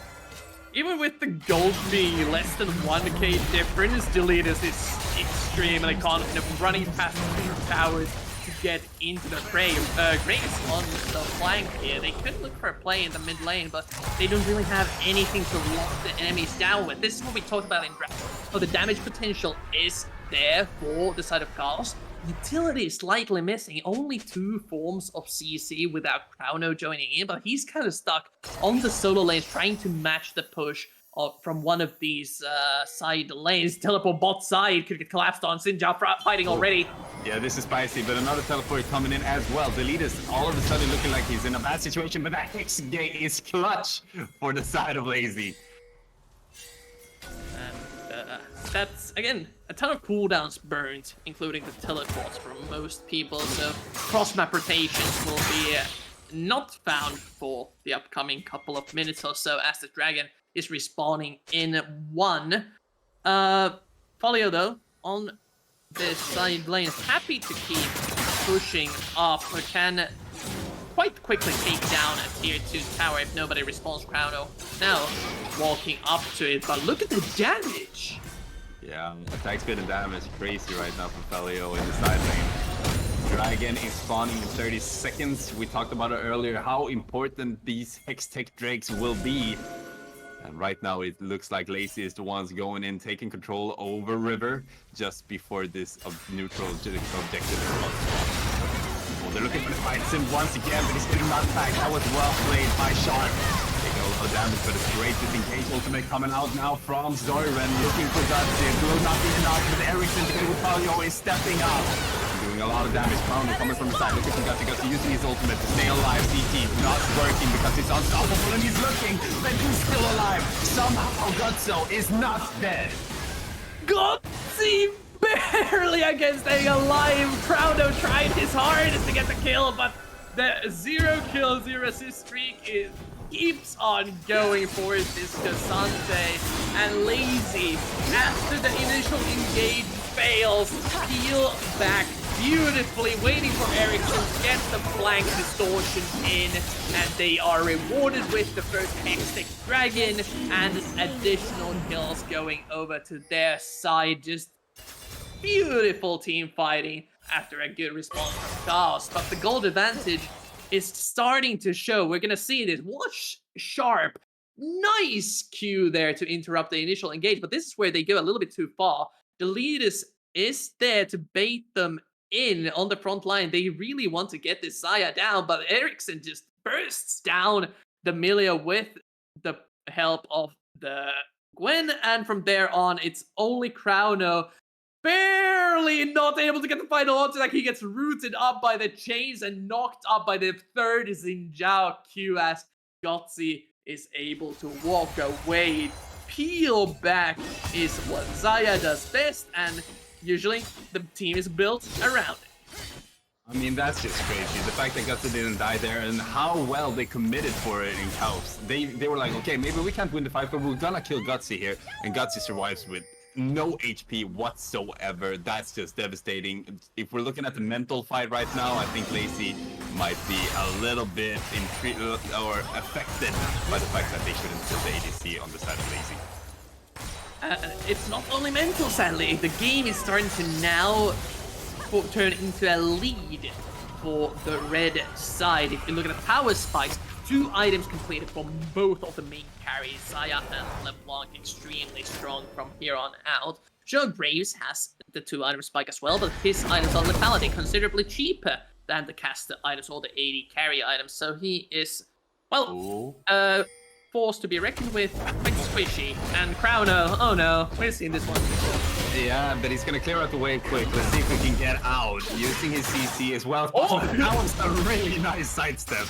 That was a really nice sidestep by Chrono. He's just playing around right now. Fancy speed. Not a wombo combo, but at least the first part he has down.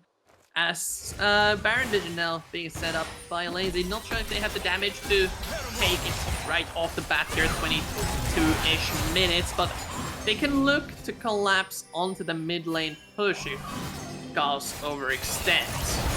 Pikachu once again popping his ultimate early this time and standing right outside of vision. When it comes to Lazy, all we need to look at is Sim. He's the one who's pulling the trigger every single time. The only way for them to really get in these fights. So wherever Rakan is, the fight will probably be if it's Lazy pulling the trigger.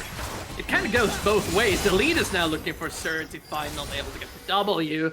But the side lanes is what I'm worried about. As bot side, they again test the other if they want to commit to it or not. And looks like Lazy wants to test their Baron defense.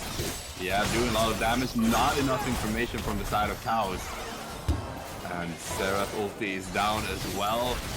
They will find out, but it might be too late. 5,000 HP right now on Baron. Sharp going in first. Certified together with him. 4,000, 2,000 HP. They're moving forward, but they cannot see it.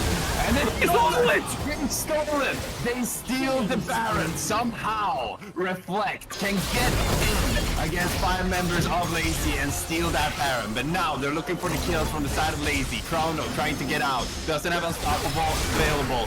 Running for his life. The dashes might be enough. And this is what KAOS was looking for. A free Baron. And Ghost coming out from Chrono. They're looking for some kills here. Let's see what Chrono can do. Looking for Sim. Sim could potentially jump over the wall. He's a slippery champion. We talked about it earlier. Leaders using his ultimate in a very fashionable way, keeping him alive. And Butson now in a bad situation. He used his ultimate earlier, and that will be the reason he falls now.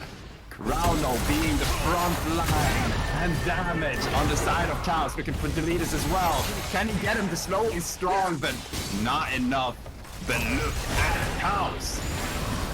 One mistake is all that it takes for KAOS to turn the gold lead right on its head. With empowered by the Baron buff, they can look to make additional plays. We get to see how this played out. Initially, it looks like Lazy has the upper hand in a 4 versus 5, but they can't make it in. Reflect just dashes in. Odo's might able to steal the Baron, and even with the Graves now gone, Lazy commits hard to this chase, and with the newly found power the Baron buff provides, Zoran and friends are more than able to deal enough damage to take down the members of Lazy, forcing them back, separated. They can't play the kite back fight they want to play, and the Cassante is unleashed, able to pick up the AD carry fairly easily.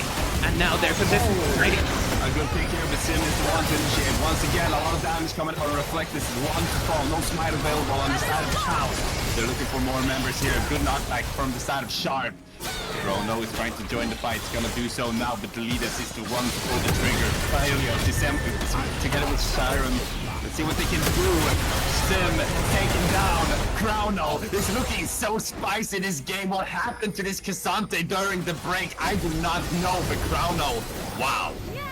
Now we're looking for more. I don't know why he's looking for more. He doesn't have the closer to do so. And he's just gonna fall down. Gotcha in a bad situation. Sharp looking for the solo kill, but cannot get it. But I think Chrono should have backed up there. I understand that he has a feeling for this. The lead is looking for the dragon. He has smite. No smite available without the pet. We talked about it earlier. They need to kill him first, and they cannot. And he's picking up the 3rd Drake for the side of Lazy. Well played to Deletus. Incredibly risky, but important to get that 3rd dragon. The soul point is gonna be what keeps us in keeps them in the game. My predictions for Lazy coming in, but they are getting outscaled slowly but surely. This Xerath, this Cassante scale extremely well into the later stages of the game, and Lazy with their Xin Zhao LeBlanc eventually start to fall off. Sure, they can still take down the squishies quite easily, but dealing with this Cassandra is going to be an absolute pain without the Gwen just melting him somehow. But there's no Rift Maker. He's gone for the Rocket Belt for the additional mobility and backline access. It may prove not to be enough in the later stage of the game, as Crowno getting the third item now, getting back into the groove of the series. And this Hextech Soul, probably the only thing that can... We're just walking straight into this bush. A lot of CC coming out, but that ultimate from Xin Zhao might be enough to keep him alive, at least for a little while. Now Sin coming in for the side. Look at the CC chain. CC from the side of Lazy, picking up the kill. Uncertified. The Leaders is really low, but still stepping up. Gutsy getting off those basic attacks, but it's not going to be enough. 1-for-1, but one of them is a jungler. The jungler death doesn't really matter in this situation, just because, well, there's no objectives on the map. But the certified death now removes a carry that could cover one of these lanes. For the moment, Lazy just doesn't have anything to pressure the lanes though, so just a crate of gold going over. But KAOS still in a decent position to keep this game going, and the later it goes, I think the Xerath could just completely take over these objective situations and force Lazy to overcommit once again. It seems like that is the name of the game. Who can make the other commit false mistakes as top side? Oh no, once again going in, 1 versus 2, taking a lot of damage, reflected there, but Failio somehow taking himself out of that situation. So Ericsson can secure the kill. Now, reflect, next one to fall. Zoran to get a shot, doing what they can, but a lot of damage coming out from the side of Lazy. They're trying to keep Zoran alive, he's doing what he can, but the Needles is looking really, really fresh. Certified wants to go back in, he does so as well, doing a lot of damage. Now Ericsson very exposed with that, but it's the clone getting the seed sharp alone. They're leaving their support to die. He cannot do anything whilst alone. And Lazy looking good in this fight, but KAOS picking up some scraps at least. The boss music themes are starting to play on top of each other as another fight keeps fighter keeps entering the arena, and that was an extremely disjointed fight with members changing constantly. Some people dying, some people surviving, but it stayed as a 2-on-2 or a 3-on-3 the whole time.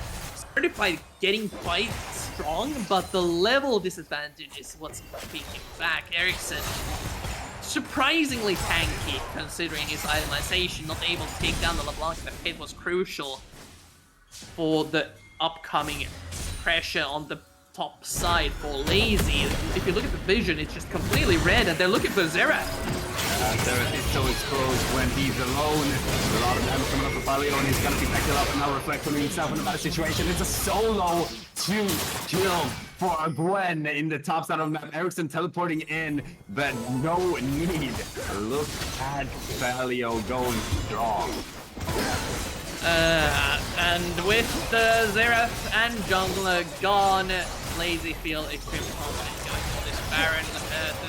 There's the team is approaching, but engage! Looking for Certified doing a lot of damage. He will get enough. This is probably not. Ericsson picking up that kill. Chrono, he's coming up to take on 5 people. You do a lot of damage, but it's not enough. And it's a disaster for KAOS as Lazy go for the neutral objective Baron. And that's over 30-second death timers on 2 members. Certified and Crowd are both crucial if they want to contest this upcoming Hextech Soul Dragon that Lazy can set up for after a reset. On the replay, we see the situation Zoirin too far up on a non-tower lane. It's just 1 versus 2 by Palio's Gwen, a second game in a row, a nice performance on that. And from there, this Baron probably should have gone uncontested, but KAOS had to try. And Delete is with the Xinja burst range, able to hop on top of the 80 carry. And from there, it is unrecoverable. On the picture-in-picture, we see that the Dragon Soul has also gone over due to the respawn time as they aren't able to contest it. And now, KAOS once again find themselves in a situation where they're fighting into an uphill battle. And now Palio in a bad situation as Chrono comes in for the side. A lot of CC coming out. Will it be enough? Palio is one slippery Little girl Beth Bruno picking up that shutdown, but at what price? Look at Lazy pushing down mid lane. Elias has the flank as well. Could get caught out actually. Okay, Bruno now looking for Elias doing a lot of damage, but he's really low as he goes into this fight, but somehow he's still alive, and now getting killed off. Certify and Sharp is still having a flank available. Zoran doing a lot of damage to the leaders, using his ultimate to try to secure this kill and gets it as well. Certify looking for Ericsson together with Gutsu. Look at the look at the minions with the Baron buff in mid lane, looking for this inhibitor. They're so close to getting it, but it's just gonna stay alive. Good defense from KAOS as Ericsson. Whoa.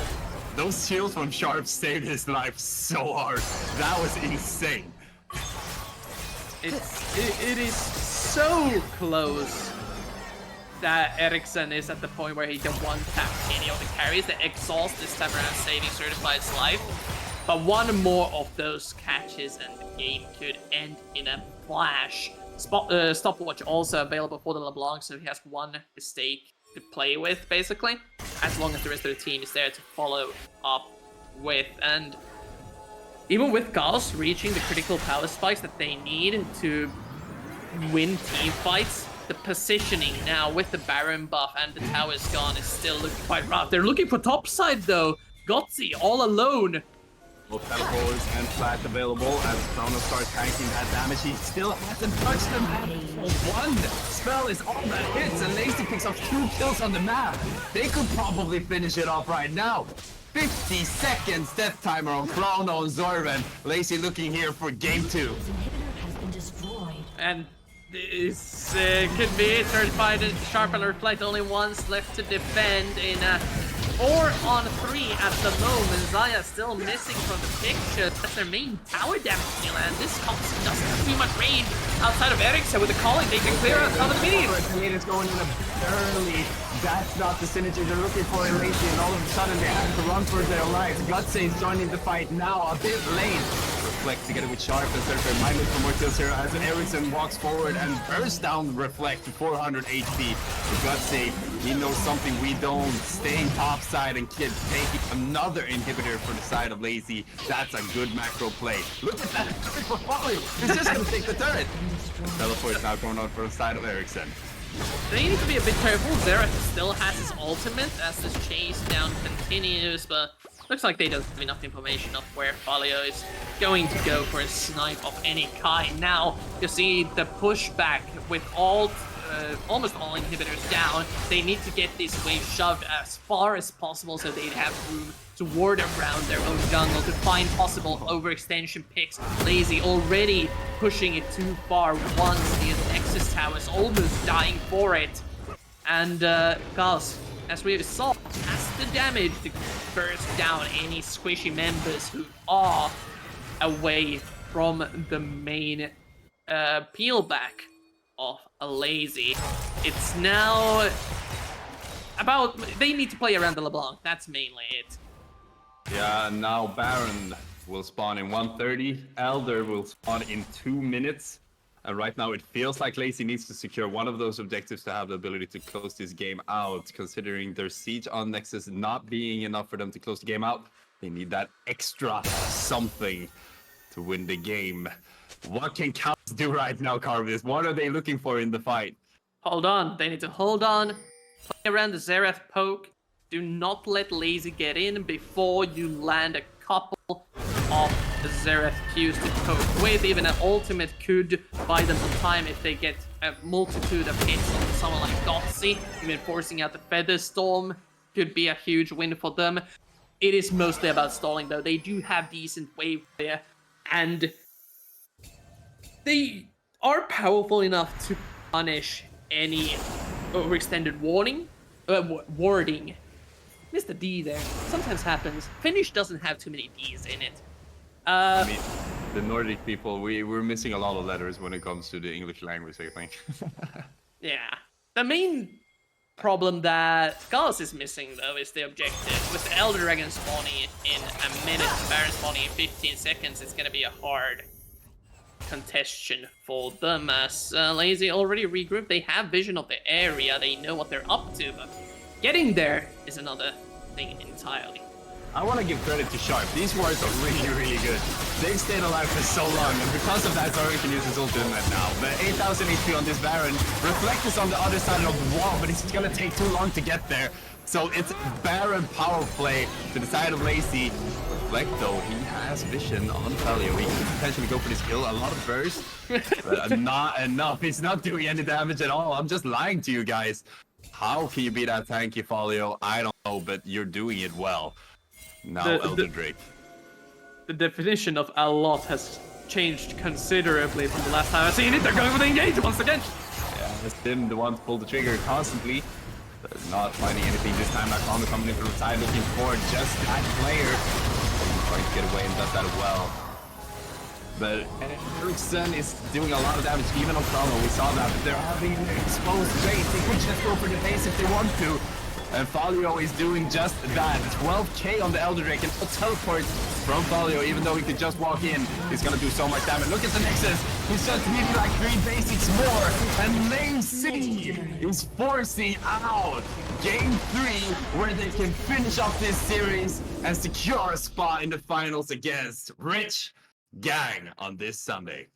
Well, game 2 a whole lot closer than game 1, that's for sure. But again, the power play from Lazy on the coordinated aggression featuring the Zinjao just pays off. Sure, this time around, couple more mistakes, unforced ones. So KAOS was able to get back into the game. They showed excellent team fighting and certified. Once again, performing up to the huge standard he has set for that KAOS bot lane, but it just wasn't enough. They weren't able to utilize the Xerath properly. They fell too far behind in setup and couldn't respond to the explosive fast engages coming in from this Lazy team. Yeah, now match point on the side of Lazy, which means that KAOS needs to win 3 consecutive games and reverse sweep if they want a chance to go to finals and face up against Rich Gang. So much exciting stuff going on today. When we get back, we will find out if KAOS can force out game 4, if Lazy gets to finals. When we get back, see you in a few minutes.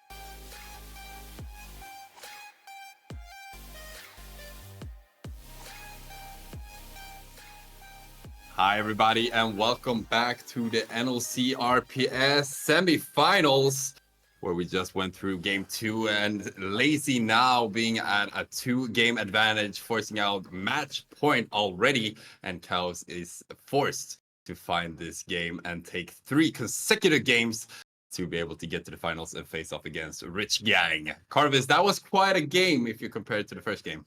Indeed, it's almost like having your full roster available is a considerable boon to a team. And KAOS now in a do-or-die situation. Some teams consider this their comfort zone. Some people consider this to be absolutely doomed. I'm not sure which KAOS is because I've mostly seen them win. So this is a test for them to see how they do under pressure against this aggressive, lazy lineup.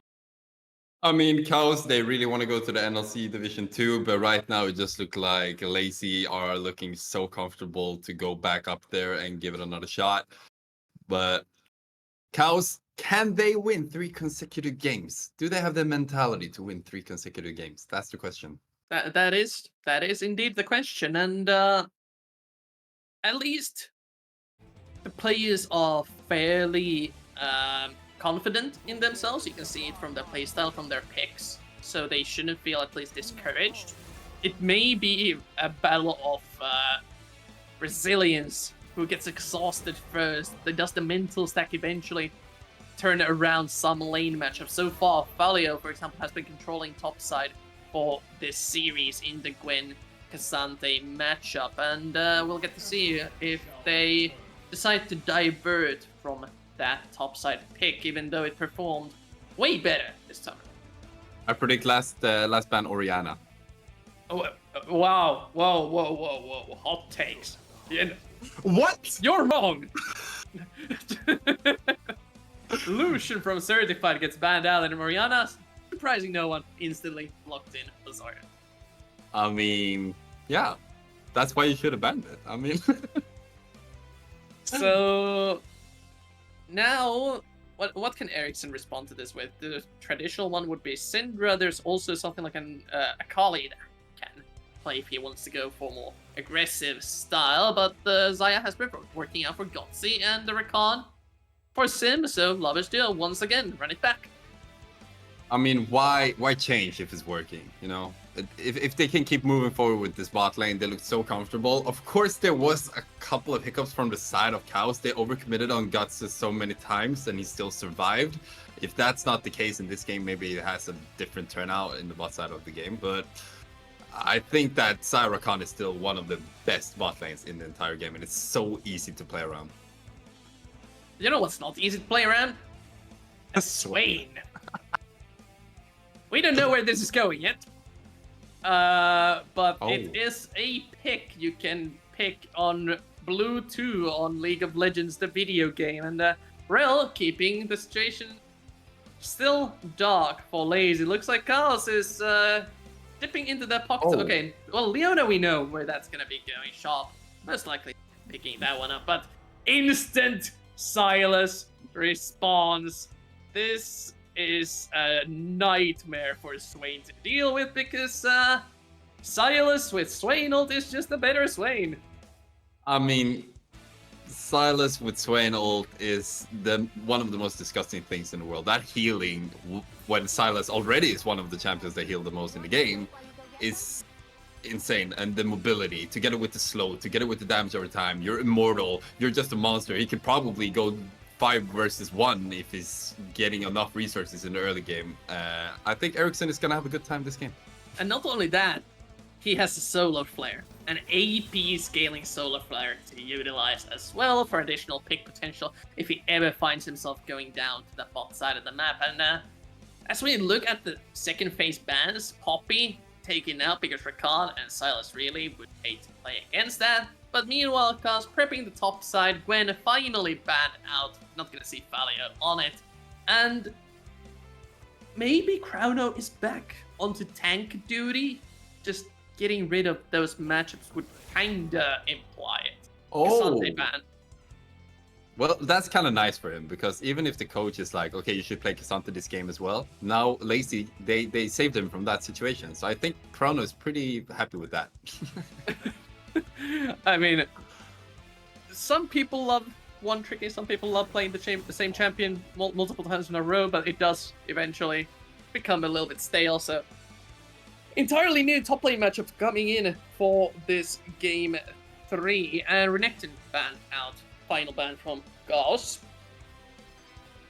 So what does Lazy pick here? That's most likely going to be the jungler, could be top lane as well, we don't know. Coincidence, for example, has pulled out the top lane Sejuani quite a few times, but Kindred! Whoa. And now it's even harder to kill them. But Briar is open, no way. Briar against Kindred. I don't know if I've seen this matchup. Kindred hasn't been a part of the meta for some time now, and Briar rarely seen in competitive with the lethality build being the mainstay one is incredibly risky to pick. Most likely not going to see it here, but they do need some AD, considering the Swain Orianna, and Fiora is the blind pick of choice for the top side of the map. Does that mean this Swain is paired up with Leona on the bot side? I think so. It actually looks like it will be a Swain Leona bot lane. That's a lot of CC, that's a lot of sustain. It's going to be difficult for both Sai and Rakan to stay alive, but it's still one of the best combinations in the game. So I think Sai Rakan, they have the disengage in form of ultimates on both of them, and also that Rakan can jump like a billion miles when played together with a Saya. But Swain Leona, that's spicy.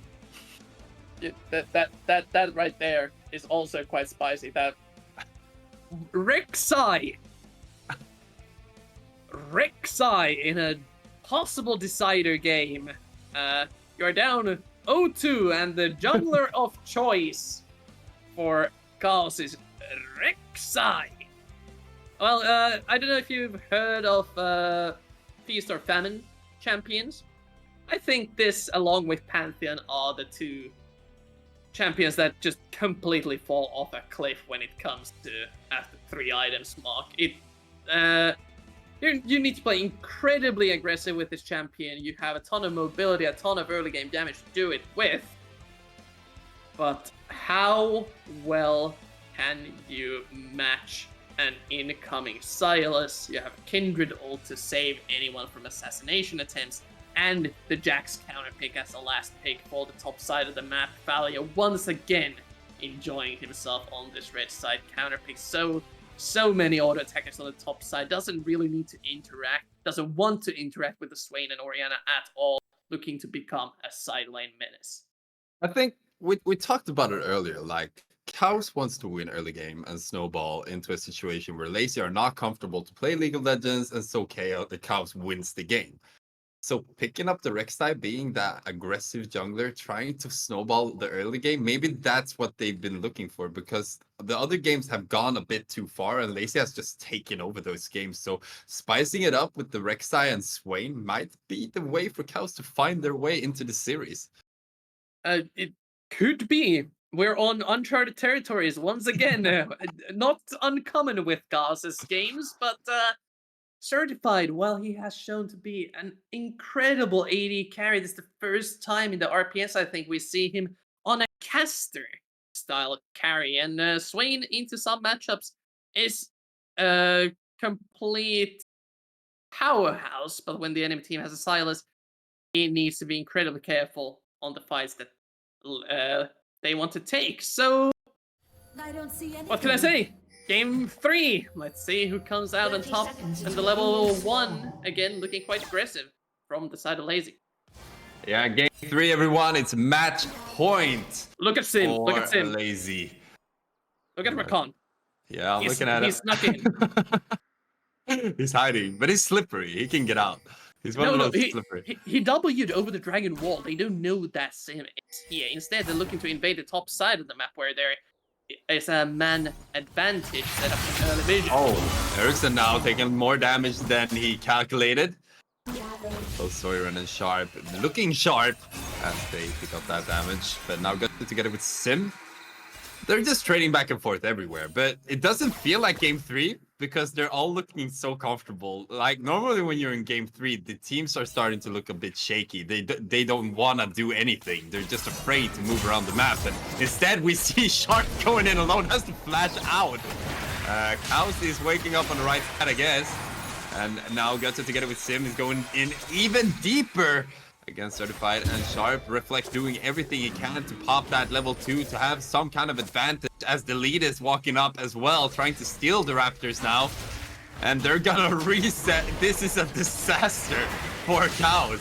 Sharp now together with Certified walking up. Sharp not having any flash. Used that earlier. Ignited. Taking a lot of damage under turret. Gutse cannot pick it up. What is going on, Carbon? Incredible level 1 power awareness from Lazy is what's going on. You have a Leona Swain on the bot side along with Rek'Sai. Rek'Sai needs at least level 2 before he is useful in any way, shape or form, while you have Rakan and Xayah, formerly one of the best to level 1 duos DPS wise. You have a Silas, incredible level 1. You have another AD carry in the Kindred. This all means that there is no contention to this aggressive play coming out from the Lazy bot side of the map, and they come out ahead strong on the counter jungle. Now Delete is heading back onto the top side, trying to find Reflect in mid lane. Eric's looking for it's really, really close actually. Zoran staying alive with just like 70 HP. As Ericsson trades back, Zoran biting off more than he can chew in that situation. Now Reflect's going in deep in Delete's jungle, but he's still looking comfortable. Everybody's looking comfortable. It doesn't even matter. Now Chrono somehow walked down mid lane to look for Ericsson. He still has flash available. Chrono would just have to reset. But that's a good pry on top lane, and a good drone from the side of KAOS.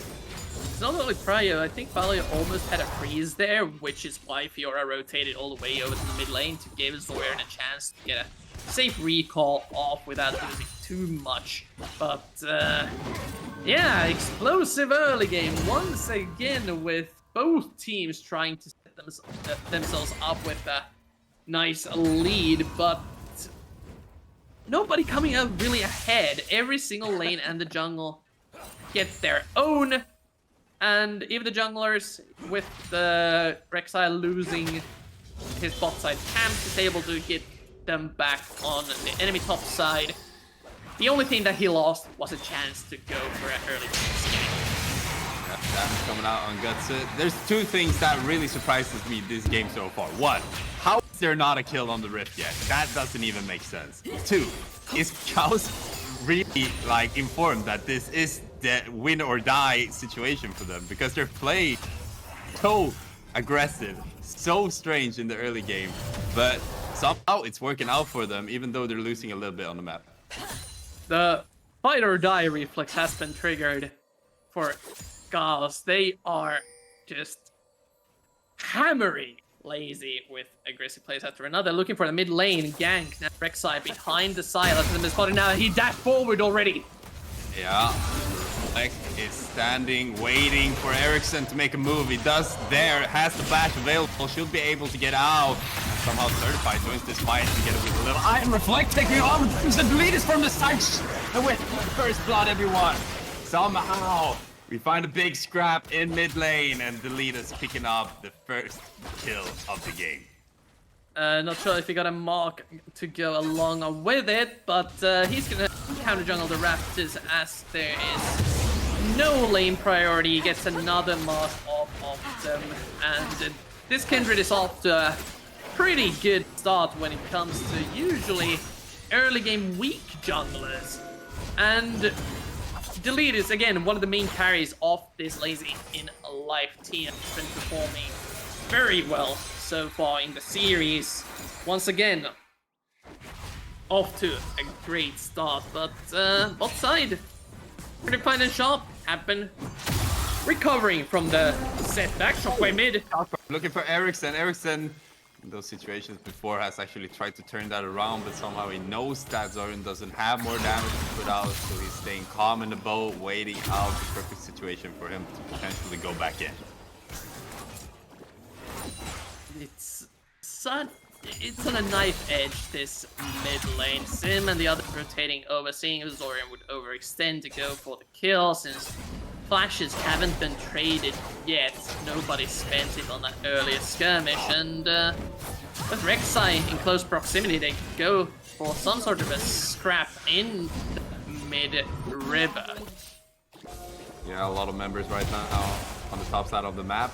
Sim and Ericsson. Ericsson really low. I think he wants to reset, but because of a lot of members available, he cannot do so in case of a fight. It's such an awkward position, this, as both the mid laners are really low, one of them on life and one of them on mana. They want to get a recall off, but with no teleport, they can't really base without losing a crap ton of minions. So both of them constantly calling the supports and junglers over, trying to find a chance to get back into base, but nobody's budging. Oh, Ericsson taking down low, but he knows that Sim is on his way from the side as well. And that is a questionable shockwave from the side of Ericsson, but I think he uses it to clear the wave. Exactly. That's what he used it for. Now he gets the cannon minion shoved underneath the Zoran's tower, gets the priority on the recall, and can even make it back without losing too much. Yes, but Gopsy on the bot side though could get collapsed. Yeah, Sharp coming from the side. He has his ultimate available. Certified does not. Sim is gonna join as well. Taking almost on the tower range, trying to run away. Reflect now coming from the side as well. Sim missing that knock-up. Let's see if Reflect can get in from the side and potentially gets them a knock-up. Ultimate used by Gutset. If the knock-up will hit from Reflect, they will find the kill. And Certified picking it up. Sim, Alco Gaming, Season 10, has the knowledge. Gets a safe recall off over there, but losing the 80k certainly hurts. Wave gonna get shoved in, maybe even a plate if they want to pick one up. A stop sign, ultimate spot. Yeah, that was a great parry from Chrono, picking away that counter strike, putting Falio in a weird situation. Now Ericsson might be looking for something here, doing a lot of damage to Sharp, and Certified has his ultimate available now, and all of a sudden it looks like KAOS is the stronger team on the map as Ericsson oversteps. Sim together with Gutsy. You see the leaders on the other side of the wall. He's gonna try to steal this. Reflect, going down low, trying to move around as much as possible, doing damage, but gonna die in the pit. And Dragon, well, it's gonna be secured by the leaders. They're gonna keep going. The leader's hopping over the wall. Yeah, let's see if we can get a vision over there. Certified for now at least staying alive, and that red buff looks like the next target for the leaders and Sim. He wants that knockup. He's not gonna get it. Zoran trying to save this red buff from going down, eventually smited away by the Kindred. And the leaders in that dragon fight almost taken down by the combination of Reflect and Certified, but able to stay alive. And after Kindred gets to level 6 from the kill, there's no turning that around. Another mark over to the jungler as... Can we get a check up on that? Can we see how many marks he has? I'm counting 5 or 6. It is an insane amount for 3-10 minutes. It's only 4. Hasn't gotten the objective mark yet, so still 4 marks for 10 minutes, incredibly good considering how much traffic I'm finding Ericsson. Ericsson is incredibly tanky in this game, so it's not going to be easy to find. A Reflect is still just level 5. A lot of damage coming out, and I don't actually know who picked that up as the shockwave comes up from the side. Oh. Lazy, but now they're all falling. The lead is so strong. We talked about it just now. How can he be this strong in the early game? Isn't he supposed to be a late game champ? Flash coming up from the side of him, looking for Falio. Browno is staying alive. I think that Browno got it. Yeah, he picked it up. By bot lane, OP coming up with Scout 6, keeping him alive. Certified not happy with that, so he's gonna move up even more. But the snare will not hit and will not continue the fight. Had to play careful due to the amount of feathers behind him if he had gone straight towards Gutsy. A flashed up Featherpool could have easily chunked him out of the fight. We're gonna see how this Herald played out as Reflect was trying to finish it as fast as he could. Smites it down right before he falls to the flash engage from Ericsson. But the clapback shockwave from Zoran just chunks everybody down. They get the Herald and the kill onto the Fiora, but the chase down is too strong. They don't have the cooldowns to fight with. The parry probably saves Chrono's life here, as even with the flash, they're not able to get the final few auto attacks in. And the Fiora comes out ahead in that Herald play. Can even use it as a follow-up. They're already setting up for it as Rek'Sai, waiting right behind Chrono to see if there's anyone defend against players. Zoran's getting caught out. Yeah, over the wall, but Sim once again missing the knockup. I struggle with the knockups this game, but all other games looking fresh. And that means that somehow Soren stays alive for now, but now Falio in a bad situation. Reflect finally passing that level 6 mark, so he has his ultimate counter-strike. He's doing work, and Reflect staying alive as Crowno picks up the kill on the turret, and the heal from ultimate secure. It's gonna give him a lot of HP. Well played to KAOS. Now Deletus and Sim looking bot side. Oh, the dive is gonna be there, but the train ultimate and looking for the burst, but he can't really get it out here on Certified. He picks up one kill, he picks up another kill, he's still alive, and it's just Sim. But he has to flash away. Slow is not gonna hit, but Certified. We talked about this Swain. It's in Swain. Diving a Swain is at least number 3 on top 5 champions you do not want to dive. Just incredibly risky play there from Lazy, trying to match the aggression that KAOS is putting onto the map, and it just doesn't really work out. They didn't have the power to go through the HP pool along with the follow-up CC from Leona, and now they're stuck with wasted cooldowns, no summoners onto this upcoming dragon that's spawning in 40 minutes or so. 40 seconds. Yeah, they're gonna look for this dragon. It's gonna be a scrap about it. Reflector level 7. Deletus as well, looking for this blue buff now. As Sim is getting curious, get it with Ericsson. And they want more information in this river, and they're gonna get it because the members of KAOS is backing off slowly. Okay, they're looking for Certified. Certified getting caught off guard here in bot lane. He doesn't have ulti, so that might be enough damage. Just hitting. Somehow he's still alive. Ultimate coming out from the side of Reflect into the Kindred ultimate, so he's still alive. And now Reflect putting himself in a bad situation. That knockup should be enough, and Delete is picking up the kill. An enemy jungler. No smite available now that dragon has spawned. But I don't think they're happy about that. They want more kills, and Delete is going in a bit deep as Certified once again under turret, picking up the kill. And now looking for more kills somehow. Chrono better with Certified, picking up that kill. And now Ericsson and Sharp are looking around the map. As Chrono looking like he's just angry he didn't get a kill. So Chrono's gonna look for more here. Chrono is absolutely feeling himself. 3-0-0 on the Fiora. Denying the objective, denying the aggressive plays once again from Lazy.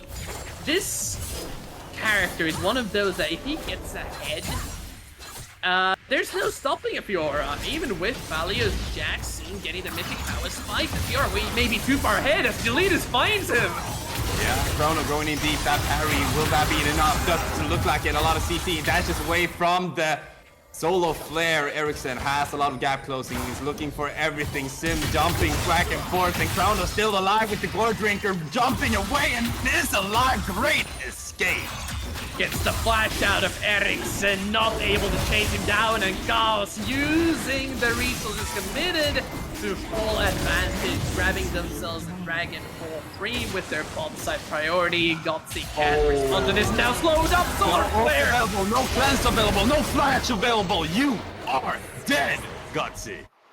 And KAOS swinging back. It is do or die for them, ahead by 2k gold on this unorthodox team composition. Early lead has been accumulated. Zoran? Chrono's coming from the side. Let's see if Zoran can stay alive long enough. He cannot, but Chrono still looks very comfortable going into this fight. Looking for something, uses his ultimate on Deletus, but he's just gonna stop fighting immediately. DMing knife. Sim just tagging Fiora with it. We could have used this on the kill, but we didn't need it. We love BS. Okay, Falio. I actually thought he was gonna commit for that because Chrono was so low, and he knew that he used a lot of resources in mid lane, but instead it looks like he has friends looking for him. With Chrono, big brain walking away. It's another one of these cross-map plays. You see the Rek'Sai and the others pushing on the bot side of the map. You know that they just took Dragon. They're probably resetting. If not, someone's gonna die. Yeah, and that's exactly what happens.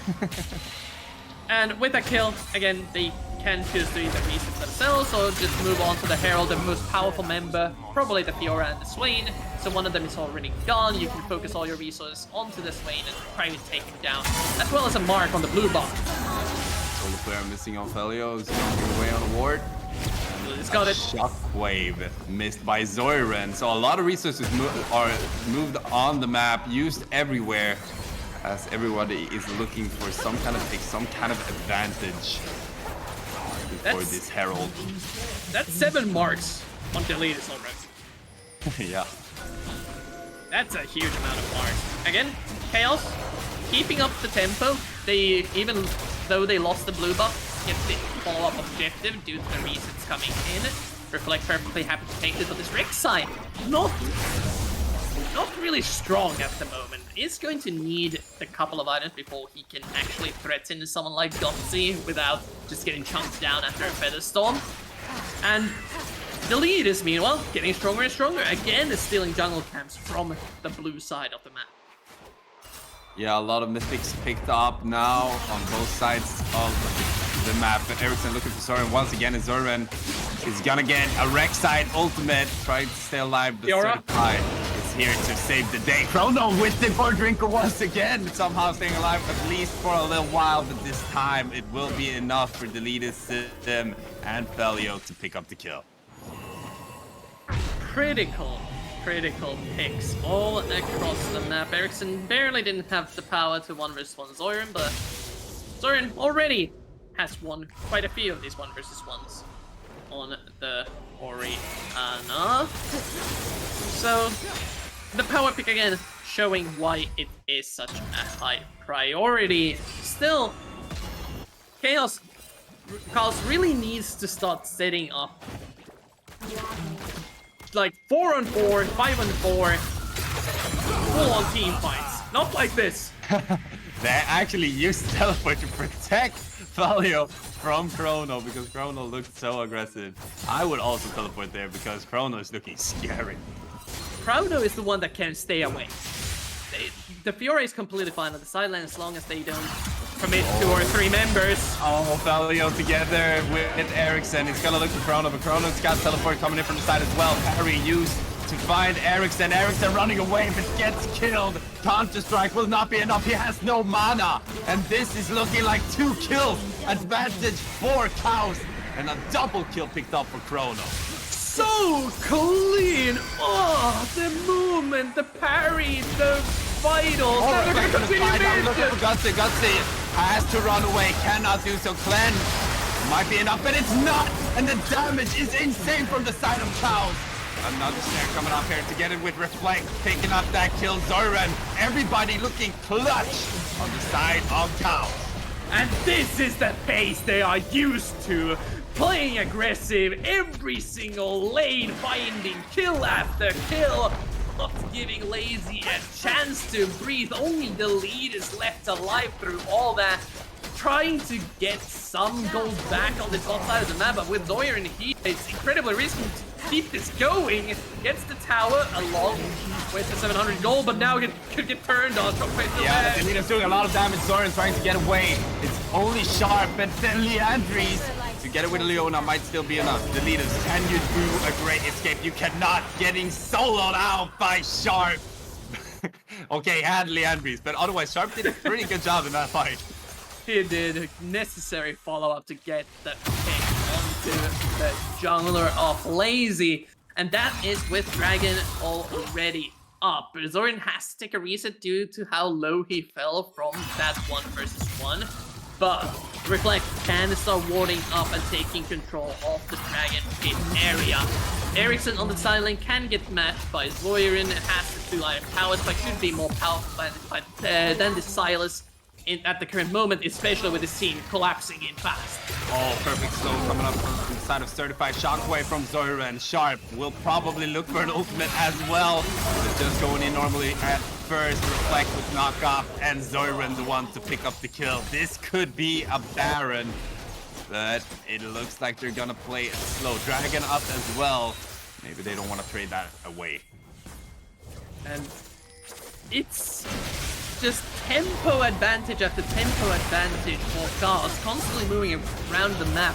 Now, starting at the Baron, they don't really have the DPS. Remember, they don't have an AD carry, but they have a Fiora flank. Yeah, sure. So Leona looking for the solo flare, not getting it, but Chrono should still be able to find something here. Deletus is gonna get deleted. And no smite available here for Lacy as they're gonna go back towards Baron, start it up again, and this time it looks like they're gonna get it. Can we have a hover on the Silas real quick? Because I might have noticed something interesting. If we look at his skills, if we can like follow Silas for a bit. The mid laner, Lazy Ericsson. Well, we'll figure it out once we check up on him. As there is still a chance of a steal if he gets good jump in, but he might just die for his efforts. Yeah. There we go. Now we see it. Yeah. No W maxed yet. Q and E at rank 5 on the Silas, but no W, so he's not gonna be healing for anything. That's actually really interesting, as we talked earlier about the insane healing he could get if he stole the ultimate from Certified and then put himself in those awkward situations so that the members of Lacy could do whatever they want. Not maxing that out will put him in a different situation. And with this newfound information, Ericsson is more like a burst mate than the sustained warrior that we are used to. He will try to one-tap one of the carries of KAOS. But, again, they don't have a traditional AD carry-based composition that we're used to. Oh, Chrono getting caught off guard. That parry is good, and we have seen him escape before, but this time it should not be enough. We said that before, but this time, Valio picking up the shutdown on Chrono. Was 6-2, and now 6-3. Well-timed pick onto Chrono. No wave on the top side of the map, so the tower, while eventually it will die, they can defend the follow-up push coming in from KAOS. And with the Fiora missing... Yeah, look at Ericsson teleported in from behind. This is great macro from the side of Ericsson. Looking for Sharp. They need to kill Certified. Certified has ultimate available. And then all of a sudden, Certified looking really comfortable, but a lot of damage. He's going to heal up whilst in Sonya. Doing damage, but not enough. And Lacy somehow finding their way into this game. Reflect picking up a backline kill on Gotzi. So far, a 1-for-1. Now Zoran together with Sharp teleport also coming in from Kronwell, who has respawned. This might be the siege of the game. They still have Baron power play activated. Looking for this inhibitor on top side. Oh, Shockwave coming out. A lot of damage, but no follow-up. They're gonna creep siege in. Only 3 minions left now. It looks like it's gonna be a struggle for them if they want to go all the way. Mini wave, they can look for a quick reset if they don't get poked out underneath the tower. Thalia full HP as the Fiora shoving in mid wave, separated from the rest of his team, but should be fine. Swain has respawned, but no teleport on the carry, so this push is gonna keep going. Yeah, Chrono wants to take that fight, parry through the counter-strike, trying to think at the same time in top lane. Somehow everyone in Lacy is really low. And trying to stay alive. Valio in mid lane has won against Chrono, picking up that kill once again. And Lacy are staying in the game, trying to scale back in and take this game 3 and get to finals. But KAOS is looking really good. Barely staying alive with the Lamb's Respite pop from Deletus. Did not use it in the previous skirmishes that they had on the top side, looking for those picks with the Silas teleport. And yeah, we're approaching the 30-minute mark of the game where this Rek'Sai, while so far he has been able to pop Gotzi whenever he gets to him, will eventually start falling off. Even Delete is going for the slightly tankier build of Trinity Force and Wits End, probably a Black Cleaver coming up next, so we'll see. Reflect will eventually turn into a utility bot, and it's a weird battle considering one of the teams has 280 carries, one of the teams has none. With Folio now. Look at Sharp coming from behind Othalio together with Chrono. First CC will hit, second CC cannot hit because of Counter Strike. Reflect is there as well. This should be a secure kill. Let's see how Lacy responds. They are trying to shove in through the top side of the map, but I don't know if they can win this race. The minions are quite a bit away from the enemy base, with Fiora left to his own machinations. Has the hull breaker, so will be annoying to deal with, to say the least. Dragon spawning in 45 seconds, so Crowno! Yeah, he is spicy. Reflect is with him on the other side of the wall, but it's 2 members against 3, worst case scenario. Also got the close by hovering, so no big fight popping up right now. Sim is gonna spot Reflect. That has to go to Raptors and try to pick up some extra resources here before the potential next fight. Objective spawning, 20 seconds on Dragon and 1 minute 10 seconds on Baron. Sadly for the teams, this is a Cloud Soul, not the most valuable thing when it comes to closing out the game, so the Baron should be prioritized almost every single time, but Crowno again, getting foes down. Sim together with the leaders coming from the side, but Chrono is so fast, just running away, and that means that almost every member of Lazy is on top of the map as Dragon is spawning, and this should be an uncontested Dragon.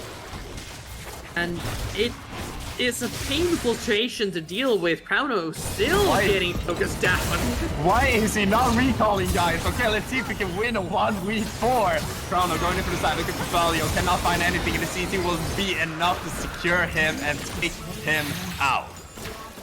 And no mini wave to keep the push going with. They secure the objective for themselves, but Lazy again hold on to the map state, not letting themselves get choked out any further. You're looking for Ericsson taking a lot of damage. Like we talked before, he's not that sustained silence that we're used to. He's more of a burst champion. And that will be difficult when Soren now joins the fight with Leandris and a basic attack can secure that kill.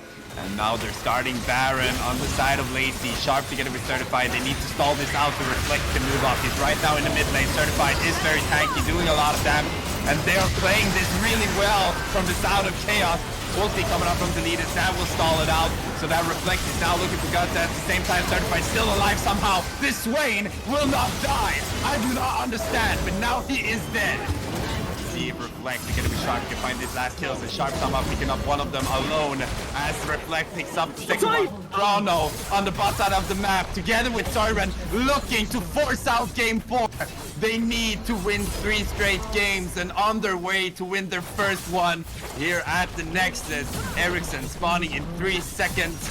Can they do it? What do you think, Carvis? Can they do it? Ericsson is a bit weak considering the situation. Still focusing down the final Nexus towers. Yeah, they're gonna look for it. Everyone count Is forcing out game 4, picking up their first game in this series. They are not giving up. They are not lying down. Lazy, you need to do better than that. And well, we officially have a series on our hands. What looked like dire straits in game 1 has been constantly been closer and closer until this game 3, where KAOS finally pick up their first win on the back of a more offensive pick for their top laner Crowno. Just really smooth on the Fiora, moving around the team fights, able to get multiple picks, getting so much gold on their team. And yeah, it just felt like this unfamiliarity that Lazy was facing in the team composition and the Swain really turned the tables on this game. Yeah, we talked about it. They need to pick something spicy. They need to do something different in KAOS to be able to win a game, and they do. If you want to see more crazy, we will be back soon with another game between these two teams. KAOS forcing out game 4. Still match point for Lazy, but KAOS are looking like they're back into the game. We'll see you in a couple of minutes. Get some drinks and get to the bathroom. See you soon.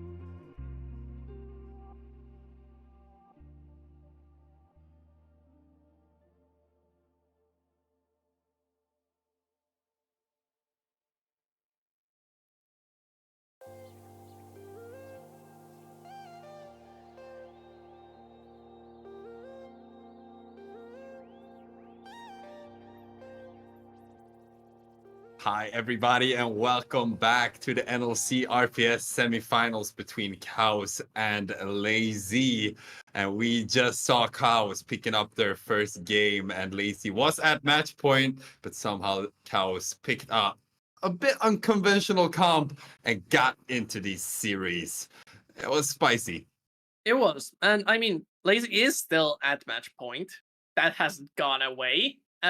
However, what has gone away is the blue side advantage that KAOS had, because surprising no one, Lazy has chosen blue side, and they are going to look for the priority picks similar to the Oriana that did have quite a bit of an impact on the previous game and the series overall. So yeah, this time the only difference compared to game one is that they actually have bans and their full roster. So we'll get to see how the R5 affects the situation with Crowno possibly getting a counter pick for themselves. Yeah, for you guys who weren't here for game one, KAOS was late to arrive, so they didn't have any bans game one, and they didn't have the original roster either. So this was the second game they actually got to play under the same conditions as Lazy. So in those terms, it's 1-1, but it's still match point to Lazy because they were here on time and they followed the rules. And so we will see if KAOS can win 2 consecutive games, or if Lazy is the team to face off against Rich Gang this Sunday to be champions in the NLC RPS. Yeah, final Division 2 spot being played for here. So one game is all Lazy in life needs to secure that for themselves. And it's looking good so far, even with KAOS making a huge comeback. Now, one of the pocket picks has been revealed. The Swain did its job. Props to Certified, played extremely well when we previously have seen him mostly on AD carries. He's been like one of the members on KAOS who doesn't really cook, has just been playing regular. Maybe he plays a Sivir game or two, but otherwise it's just AD carry, AD carry. This is the first time on an unorthodox caster type champion he took over the team fights in the Baron Pit and in the tower dive situations. But now, on the blue side, Lazy, keeping the bans going strong. Well, I think they're gonna ban Swain this game. I have a feeling, because I think that Certified would be comfortable to play it again. Then, of course, Lazy made some obvious mistakes. They tower dived a Swain 2 times, which is not something you want to do in any situation. So let's see if they let the Swain through, and if they do, if Certified wants to play it again. Personally, I think the Fiora is more likely banned out than the Swain. The Swain felt like maybe they can play around it, but the Fiora just... Man, did Crowno play a beautiful game of Fiora there. Not many movement mistakes, able to escape multiple times against the man disadvantage. It was just a menace on the Rift, and looks like the bans are mostly staying the same, except for the Oriana getting taken out. Not gonna let that through, and here's the Rumble we were talking about earlier. I actually wanted to talk about Chrono as well, because I think that, like, follow him through the day. Like, game 1, he had a hard time. Game 2, he came back into it. Game 3, he was a carry. It's just been so fun to follow his journey through the day. So, real fun players to follow around. But Rumble is gonna be his opponent this game. And Velvet has been banned a lot, but now Hubbard here. Yeah, and Velvet locked in for Reflect, and I think he has a 100% win rate on this in the RPS. He has been playing so many champions, the win rates don't really tell you much, but it was one of the better champions of Reflect if I remember correctly. And the Slain being hovered, the AD damage is already there in the Velvet form, so instead picking up the Leona here, trying to force Lazy to think about the Swain. If they want to pick something, they have to consider, are we too short range? Do we have to run straight on into this unorthodox pick from Certified? And it looks like an Alistar as well. You talked about Velvet having maybe a 100% win rate. That is something that they need in KAOS as well right now, because if they lose one game, they are out. And then it's Lazy in the finals, also Lazy securing that Division 2 spot in the NLC. So Alistar together with Saya picked up on the side of Lazy. Yeah, got this comfort, paired up with a good peeling champions against the Leona. Figures. It's nothing weird. Unlike the Swain that has been locked in once again. So the only difference in bot lane is Alistair being instead of Rakan, otherwise Saya, Leona, and Swain being the same. And last game, I think KAOS did a better job in their bot lane than they did in Lazy. I double checked real quick. Indeed, 100% win rate on the Bel'Veth with 2 games played. So yeah, one of the better champions in the RPS for replay. Now, focusing heavily on the enemy jungle pool, banning out the Xin Zhao that Deletus already performed a good game with. This is one of those champions that can match Bel'Veth in early game trading power and even possibly invade her. The level 1 has been extremely volatile in the series so far, and preventing these sorts of picks from going over, important for KAOS, who seems to like playing the scaling style for now. Yeah, they know that they are facing Rumble, banning out Fiora before he played Cassante, but I don't think you want to play Cassante into a Rumble, do you, Carvis? It is a rough matchup. It is playable. It's not one of the worst ones like Gwen is, but it's still not fun. Rumble is one of those annoying lane bullies. You just basically give up your entire lane until level 6 or so, and from there on, it's still a challenge to take down the Rumble. He has to heavily miss position, so you get it all out over the wall and then burst him down before the Equalizer turns the tide. Speak of the Cassante, still banned out. Annoying to deal with for Gotzi, even if you do shut him down in lane. And this would be a spicy one. I know that Chrono plays it, but he hasn't picked it in an official for quite some time. And Azir has been let through, was banned the 2 games before this. And Zorran could pick it up. Will not pick it up. Seraphine. What? Seraphine. Seraphine mid? Well, the Silas is still good here. There's a bunch of excellent ultimates for him. Why is KAOS so spicy all the time? Why? I mean, I'm not complaining because they spiced it up last game and they won, so they're doing something right. But the Seraphine pick, when hovering the obvious Azir, that was gonna be a really good pick. What do you think they're gonna do with their? Maybe it's Swain mid now and Seraphine bot. It wouldn't really make sense with the Leona, considering that they're facing Saya, Alice. Oh, this is a deleted special. Not in the meta at all, but one of his better champions. So maybe Lazy respond with some cooking of their own. What is going on? I don't remember the last. I think the previous Hecarim that I've seen in a game that I've cast has been from Deletus, and that's quite a while back. They can't pick King. They already have Bel'Veth, right? I don't. Yeah, this isn't going to be a. I mean, even for KAOS, this is too spicy. Yeah, this would be way too spicy. Just hovering it.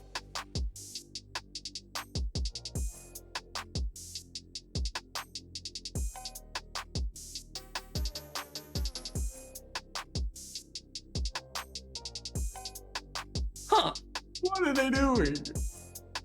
That's a draft. Is Chrono playing Bel'Veth? That's a Bel'Veth top. As I expected, it is the Seraphine mid and Swain bot.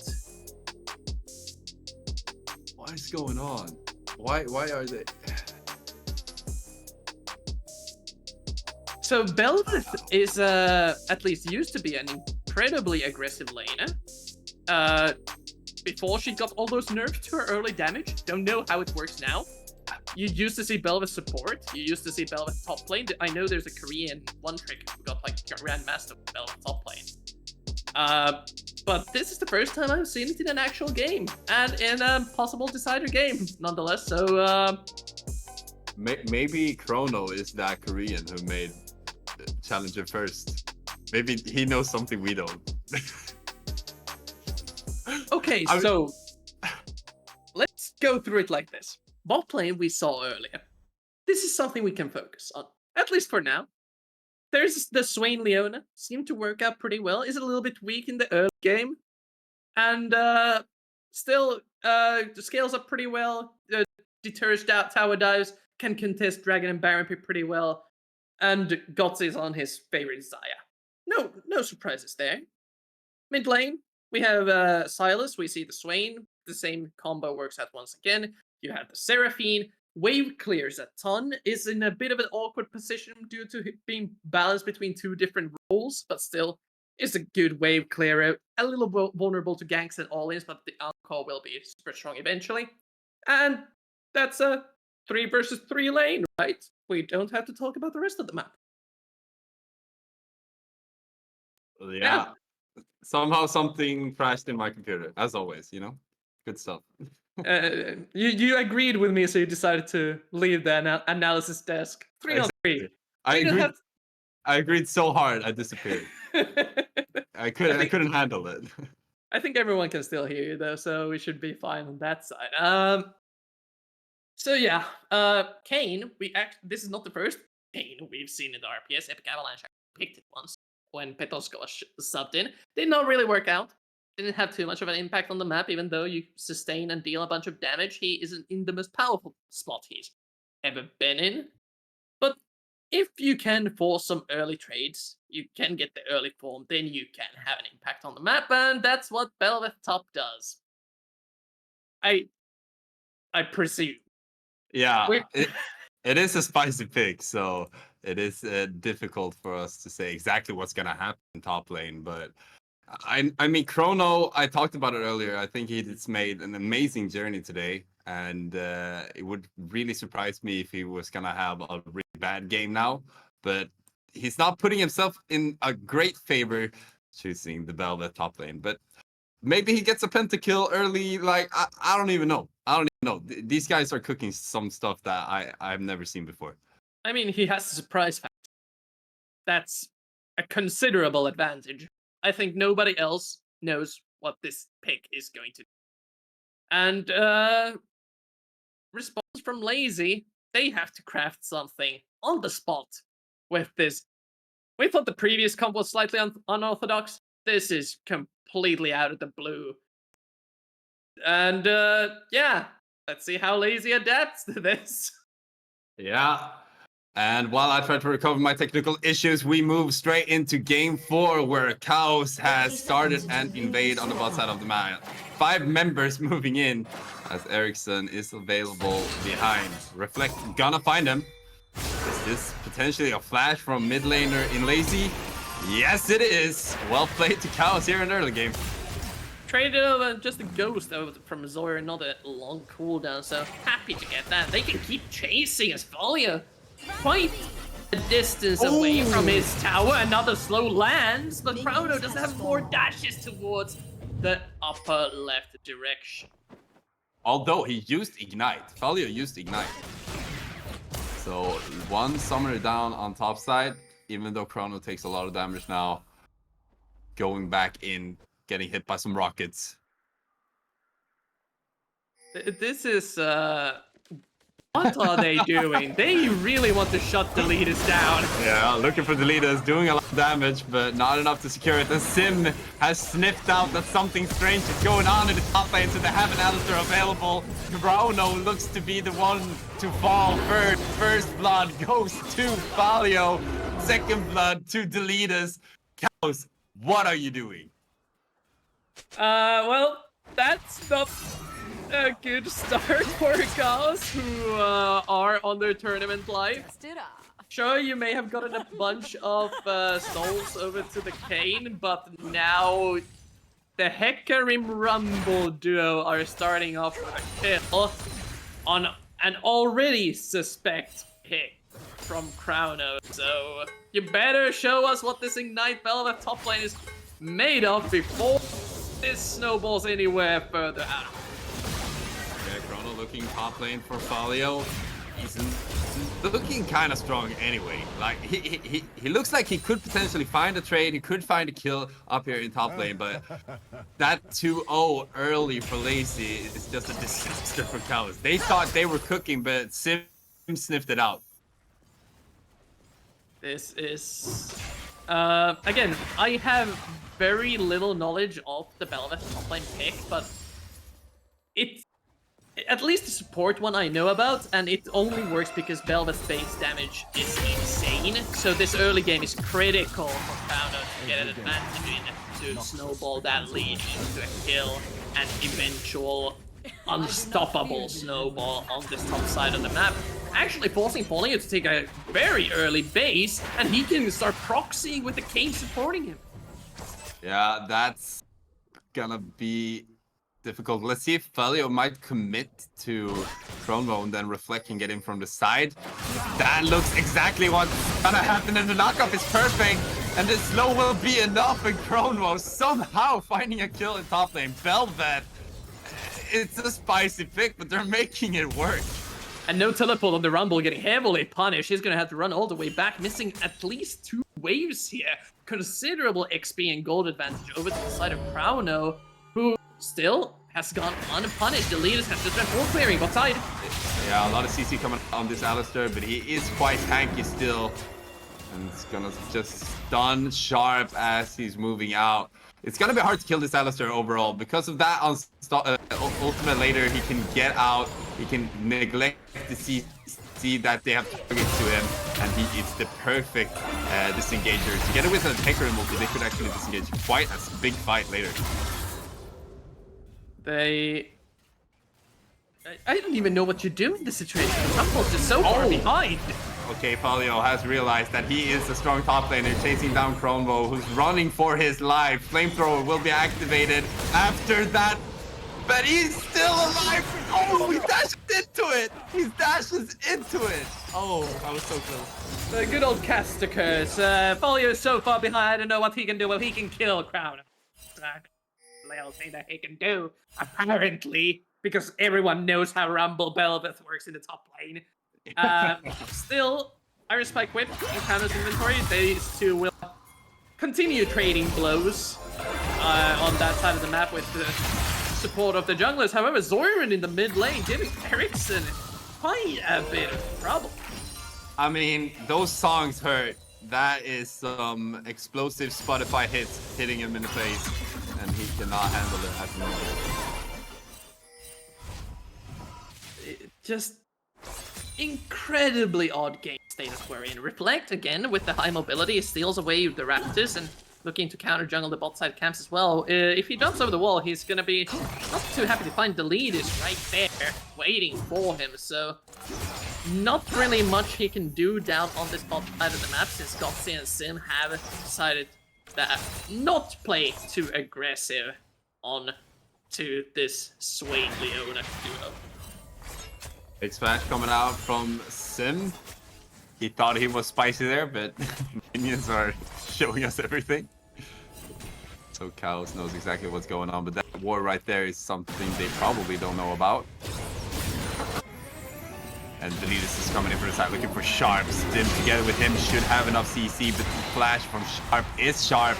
Keeping him alive once again, as Ericsson also was moving down. A lot of sharpness, but Deletus not finding more kills to his name. This Hecarim, bit of an anomaly, as many things are in the game. Is kind of a harry, kind of a frontliner, sometimes does both, but does need a ton of kills. Eventually, level 6 is where he gets the largest power spike onslaught of shadows. Easy backline axes, can try to look for the Seraphine in the mid lane as the follow up of Ericsson.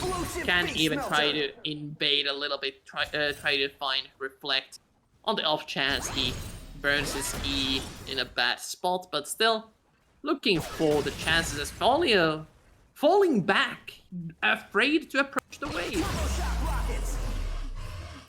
Yeah, Chroma doing a great job up here so far, considering what we are witnessing.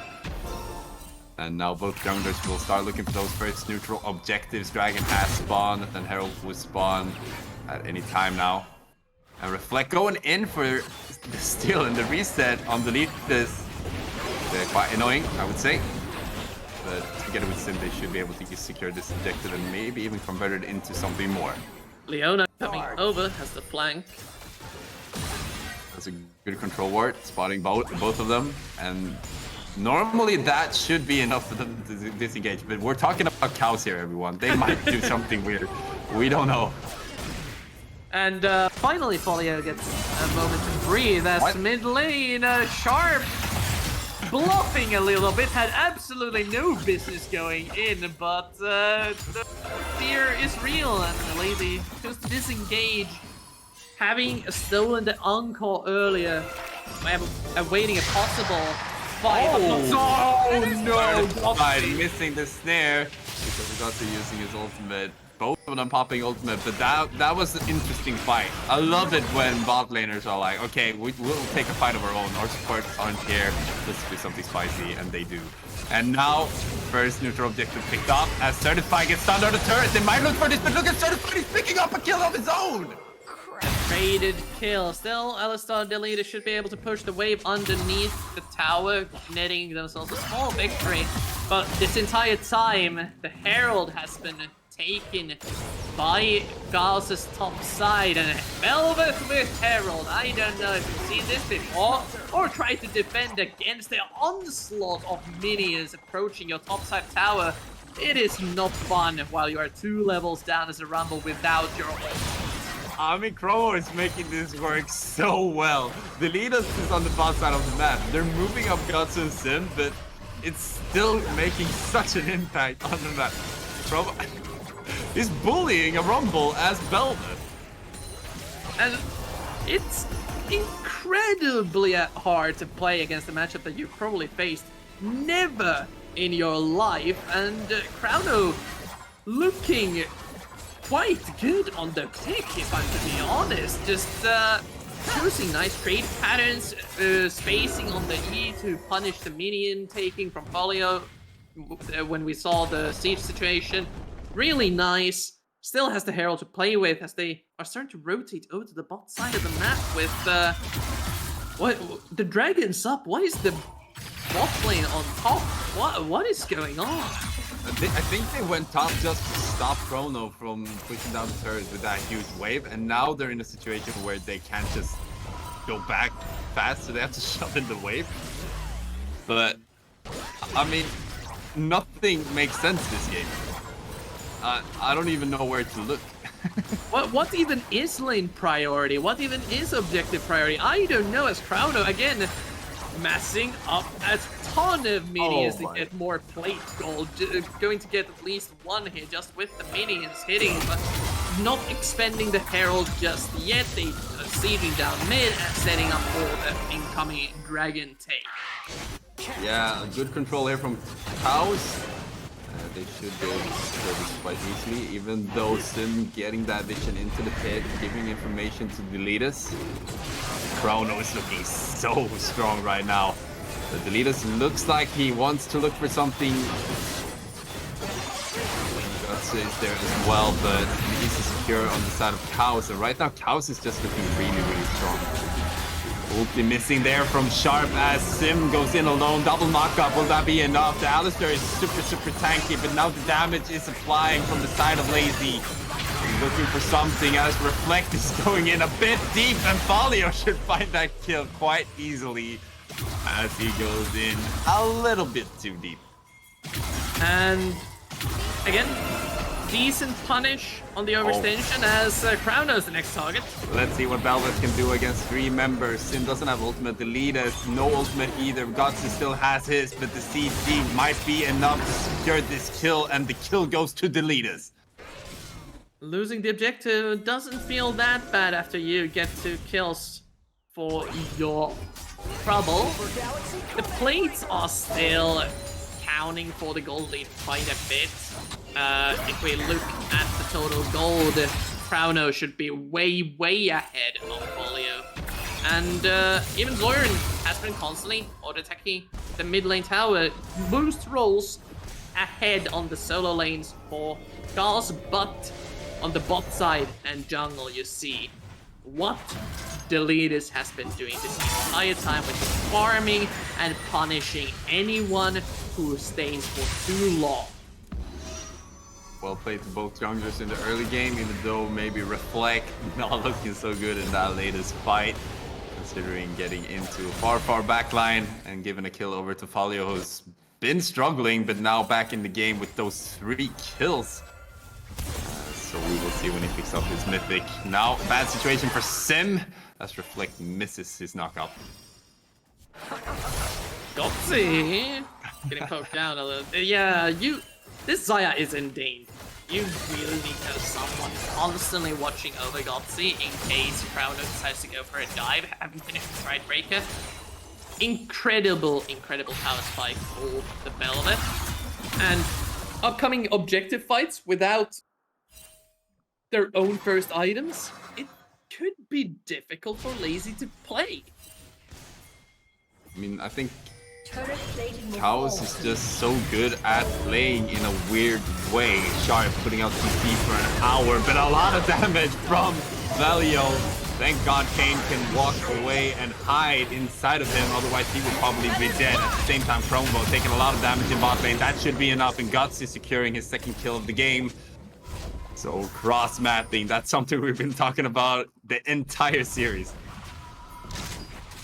This play happens on the opposite side of the map, though. With the plates now falling, they can't get much gold out of this. They use the teleport for it as well, with Crowno still having his, while the Herald soon up to play for. We already saw the damage that Crowno can do on the map with the first Herald, and there's another one coming, probably aimed right at the mid lane tower of Lazy. So they need to find something on the map before contesting this objective. But it might be difficult since Zoirin on the Seraphine, holding lane priority forever.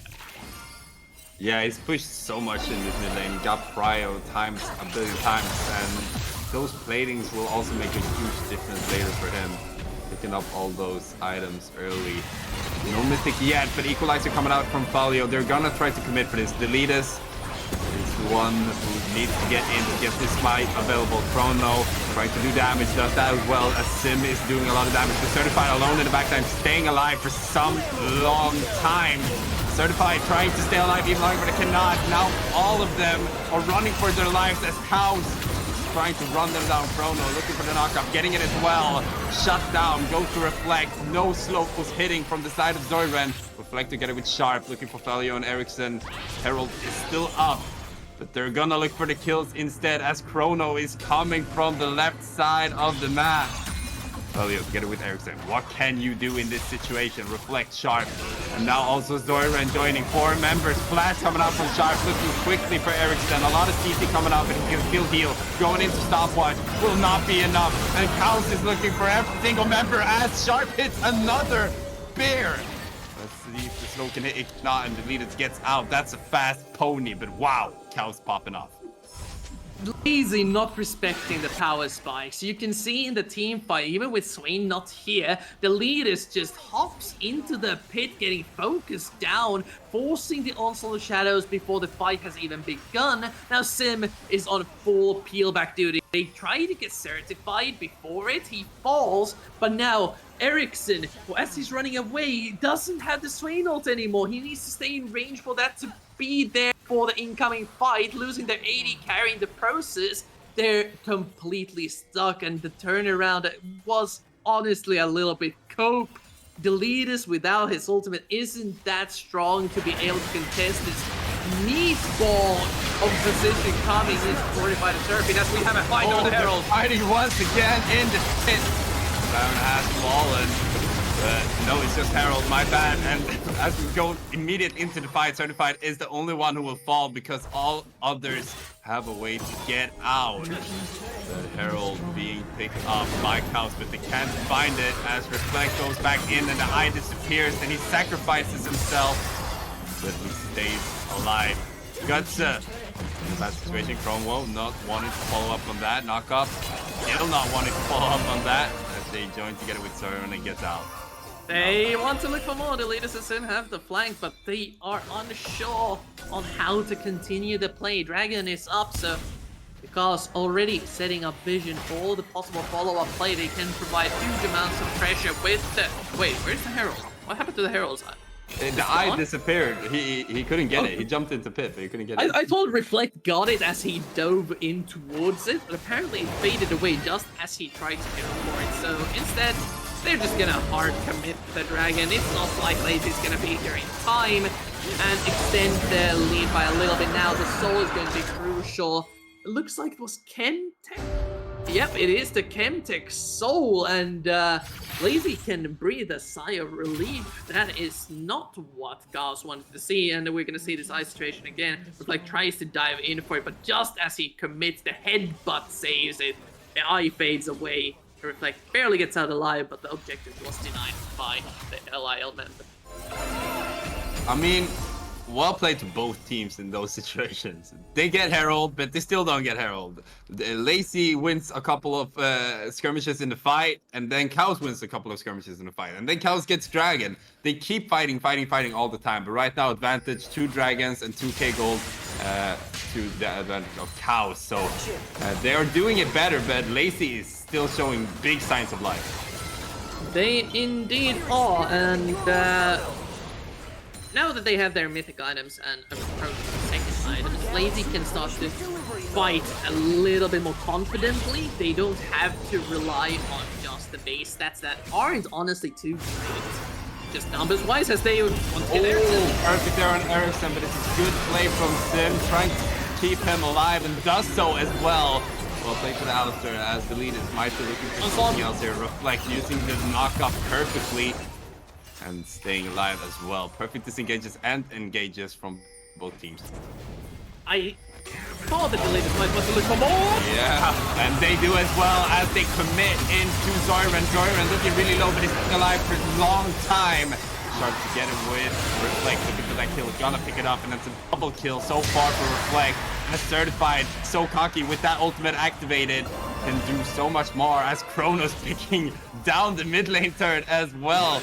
KAOS is cooking a shutdown to Folio using Equalizer to secure the kill on Zoran. Nighttime Velvet's pushing in the mid wave, has the extra minions to commit to those objectives with, but Lazy just lacking damage to take down the healing KAOS. Just every single time we're getting shield after shield, heal after heal, and they don't have any anti-heal in their inventory now. Chasing down Reflect. Oh, they're looking for Reflect. They could potentially go for Baron if they get him, so he needs to stay alive. Knockoff going out. Feldio coming from the side. He might look for a solo kill here on the Rumble. The Rumble is gonna have a lot of members protecting him. Reflect somehow still alive, but now he's getting shut down. And because Chrono's pushing bot, they cannot go for Baron. This is a split push Beldet, everyone.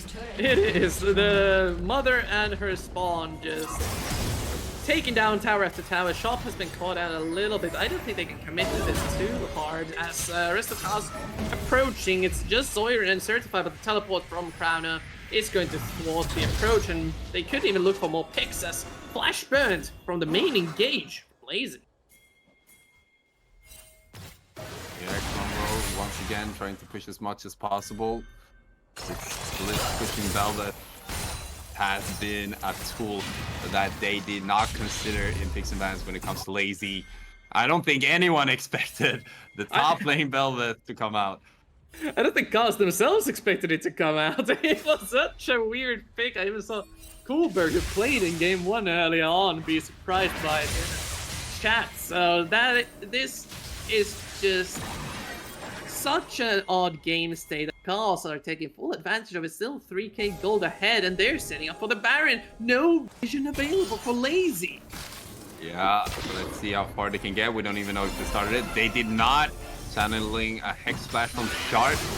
It's gonna deny up the Godson, putting himself in a bad situation. That Equalizer is zoning out everyone, so now Reflect is gonna be in a bad situation. He gets out solo against 4 members and going down, but now CC together with Certified, who's doing a lot of damage. Dorian secured first kill. Sim together with the leader. The leader's coming from the side. It looks like they still want to go for the fight. Sim tanking forever, but not enough. 4 members still alive, but no smite available for KAOS. You can see the pain the Swain is causing. They don't want to be in melee to keep refreshing the Swain ult, but most of their characters are solo range. They kind of have to. It's just time after time. Once they find a pick, they can't win the follow-up fight, but now... Chrono against their...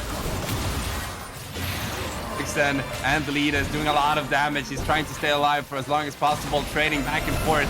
What can you do? Looking for knockup on the leader. Somehow it's a reversed Uno card, and Chrono comes out alive.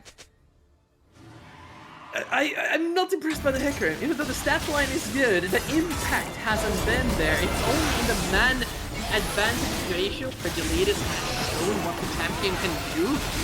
But that's any champion that can provide even more utility, can provide more frontline. Deletus is still incredibly squishy, having only the Spear of Shojin build. We're going to see on the replay what exactly happened in this team fight as the Xayah gets caught out at first. It starts to look good for Lazy, but they commit so many cooldowns on the initial engage. Even after the Kane is taken down, now they have to deal with the Swain and Gang. If you look at the HP bars, they're just not moving. The Swain is just unstoppable. Even with Deletus approach, they can't take down Chrono.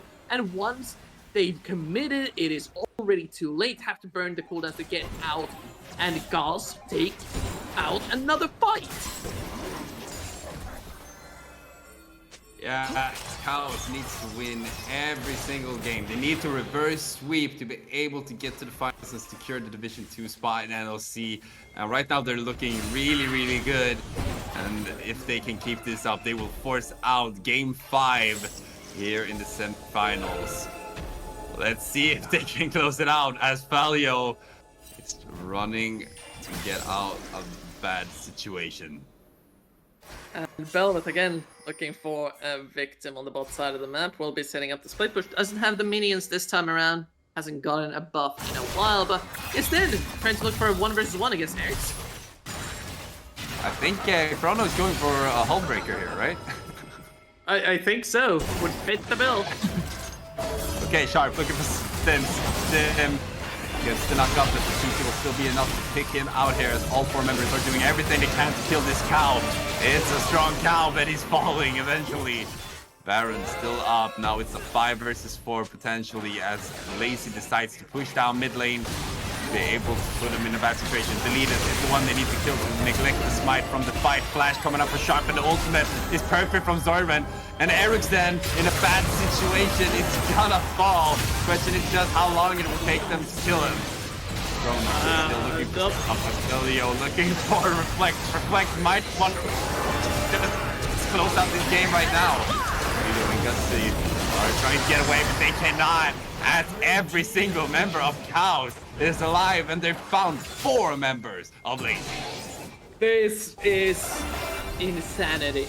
This is just unbelievable how coordinated KAOS seems to play when they play their own style. First catching out Sim, Chrono being a disruptive force on the sideline, not letting Lazy move up and join in to actually fight. Even after the Alistar is dead, they feel the pressure of the incoming Baron, but the mobility is just too hard to deal with. They can approach through walls, they can skill shot through champions to catch you, and Ericsson falls prey to this ever-moving chaos. Yeah, and as we were watching the replay, we actually saw that the cow tried to steal Baron alone against every member of KAOS. And Chrono now has to get out of this situation. Can that go to the wall, and does so as well. And Ericsson is overcommitting to this, I think. But they need this pick if they're gonna stay in the game. Another ultimate invested to fight Bravo, and that makes it very easy for the other members of KAOS to look for this fight. The lead is down low. Ericsson running away. Falio now looking to be fallen as well. It's a double kill picked up here for Certified as Ericsson and Reflect are gonna fight it out. But Reflect a little bit too strong. And with these 30-second death time as the base is starting to crack, Certified pushing into the midway, they have the Baron and Cow and minions to work with. Zoran and Sharp on the top side of the map pressuring. And I don't think Certified is afraid of Sim and Delete. It doesn't really need to worry about anything with Reflect following suit. These 2 inhibited towers are most likely going to fall. Yeah, Sharp to get a Reflect, trying to zone them out as much as possible so Certified and Zoran can hit down every single structure standing in that base. Only bot lane standing with a turret and an inhibitor now. Reflect, Zoran trying to get out as Zim goes in, trying to look for Reflect. He's still has Soul for the bubble, but he needs to use it quickly if he wants to survive, and he does as well. That's well played to KAOS as they're looking for the base, and they want to force out Game 5. Ericsson, the only one standing in their way, and he's just running away. He cannot accept the fact that KAOS somehow, some way, found their way all the way to Game 5 in this series. One last Nexus tower down, and now Lazy have something to prove as they go back to the drawing board. KAOS flip the switch. We are now playing our own style. We have come prepared, and we are looking to secure the final spot in Division 2. What looked like a clear-cut series for Lazy has completely turned on its head, all with the power of KAOS's own style of League of Legends, and what a pleasure it is to see it happen. I mean, there's not much to say. It's time for Game 5, everyone. Somehow KAOS forced it out. When we get back, Game 5 between Lazy and KAOS, and the winner will face Rich Gang in the finals. We'll be right back.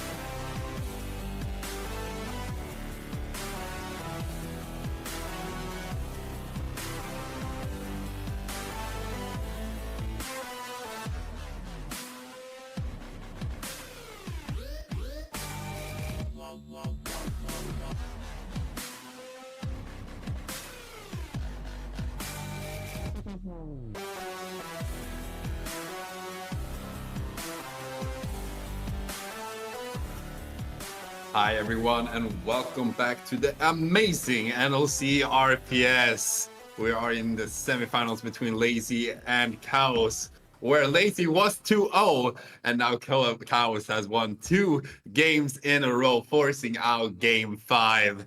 And wow, what a series we had today, Carvis. Reverse sweep. It's always the series that I'm on for that somehow turn into a fiesta. I don't know why that is, but one way for another, League of Legends finds a way. So, Game 5, Lazy in Life have chosen blue side. The winning team, the losing team has always chosen blue side, and yeah, the priority picks have been looking good, but so far, KAOS's own playstyle seems to come out on top, and I have to expect we'll see a Swain ban. Yeah, like the Swain has just been too much. They have 100% win rate with Swain today. Then, of course, nobody would expect the Belva to pick top. Like they are spicing things up all the time, and it wouldn't surprise me if they have another spicy pick now. Maybe Kennen support, or they're gonna pop off Rakan top lane. I don't even know. They might do whatever they want to do, but Lazy needs to find ways to play their own game again, because right now KAOS is doing things, and they're doing things right. They're cooking. Yeah, they're cooking. They are cooking, and it's working. That's the most incredible part. When they try to play somewhat standard, Lazy Life both won games, but the moment they switched their style up to what they're used to and what they love to play, the success came with it. So now they just have to execute it one more time. Lazy in Life on the back foot. We are just waiting for the final draft to start. Both teams should be just about ready to go, and yes, do or die. Game 5, winner gets Division 2. It's a best of 1. We already had those in group stage, and KAOS seems pretty confident in them. I mean, mentally right now, KAOS must be in a better place, because winning 2 consecutive games, Lazy knowing all the time that, okay, we just need to win 1 more game and we're done for the day. We can go home, we can go sleep, we can do whatever we want. But nah, KAOS, just let's spice things up. If it goes downhill, I mean, we lose. That's what would happen anyway. And somehow they just stay in the series. They win 2 consecutive games. They look like they're unstoppable right now. And I don't think even Rich Gang wants to face them at this point, because they're looking spicy. Indeed. So, looks like we maybe are heading into draft. Perhaps. Production. The cliffhanger. There we go. So, surprising, literally nobody. Swain is not available for KAOS this time around. Who knew, right? Who could have predicted that? Yeah, it was way too annoying to play against, enabled a team composition that Lazy style just doesn't work against. They like to play long, extended fights, and that's where Wayne shines. So they're gonna leave one of the priority picks open, and instead ban out the Swain, while KAOS seems to stick to their game plan of targeting deleters, removing the high priority, high impact junglers out of it. I mean, why are they not banning Belva? Belva's popping up. Come on, guys. Respect the Belva. I mean, is it one of those champions that you really want to ban, though? It's not. There's way more annoying picks. Did they intentionally miss a ban? Man, what are these guys doing? Is that an intentional ban miss?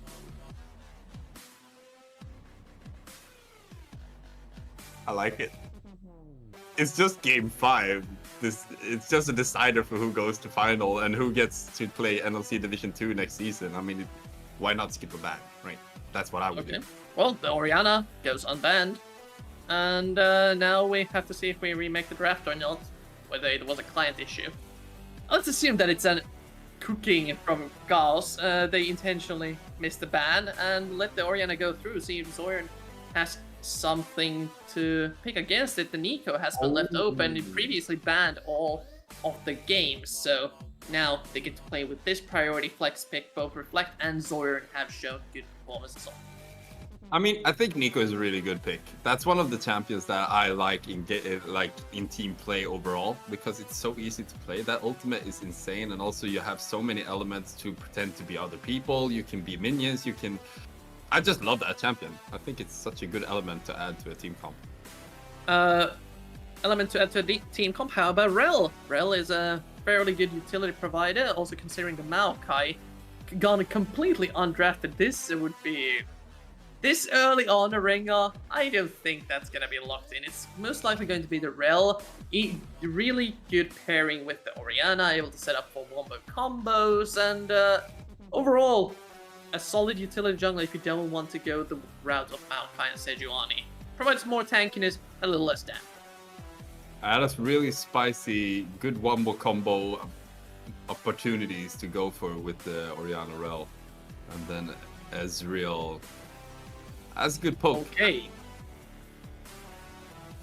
So, Ezreal, really scaling champion, hasn't had too many great games in the RPS.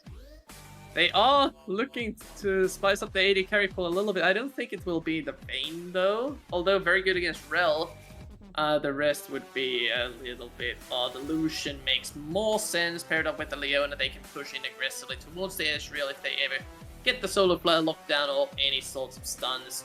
It should be a easy all-in.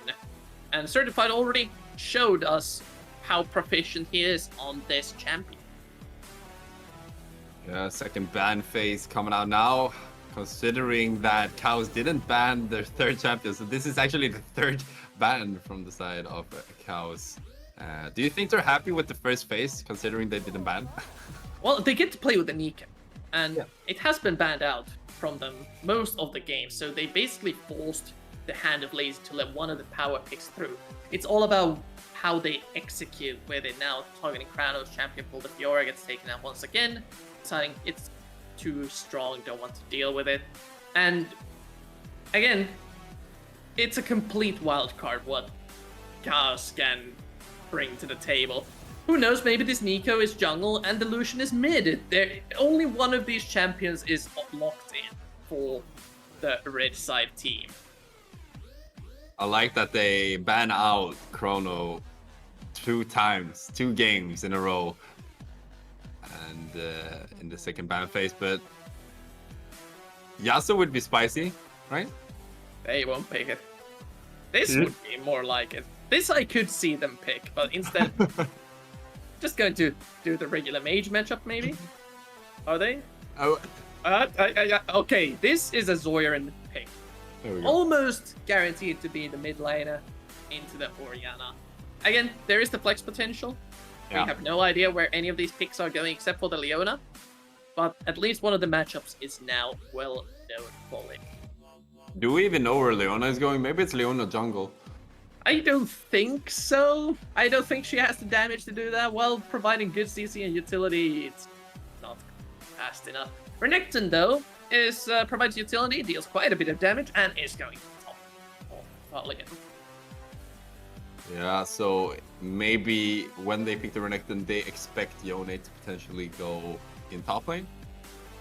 There's a chance, but it is a flex pick. Now, the Alistar being locked in for Sim had some good engages with it, and the Varus being hovered.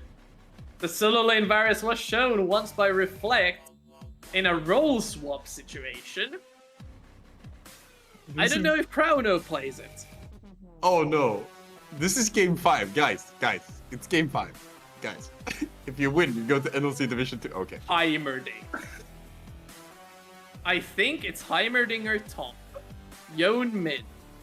Nico jungle. I am correct. Okay. So, Folio, have fun. Have fun up there. It's not gonna be. You're gonna try your best, but those turrets, you can't kill them. Okay, Chrono is my favorite player in NLC RPS. I'm gonna say it. He's my favorite player in NLC RPS. This is spicy. This is so good. Like, game 1 today, he was looking kind of shaky. They didn't have bans. They didn't have their original startup. But then, game 2, he started shining. Game 3, really OP. Game 4, also really OP. And now he goes Heimerdinger top. This guy's a legend. I respect him a lot. I think a flip switch, like you just go into the zone and start not giving a damn. So you just play what you love, and that's when you do your best. And Krauno's pulling out all the stops. Game 5 decided. Winner goes home back to their own regional league, while the winner moves on to Division 2. Heimerdinger top. Nico Jungle is what KAOS decides to pull up with as Lazy, looking to prevent the reverse sweep. I mean, if KAOS wins this game, it's absolutely insane. Like, reverse sweeping an already NLC Division 2 team? Like, isn't that, like, it just doesn't make sense to me. These guys are, like, no matter what happens here, KAOS did great in this tournament. So I'm really happy for them. And Chrono, love you, dude. Perfect player. It's also a fun little storyline that I saw on Twitter as I was looking in our break.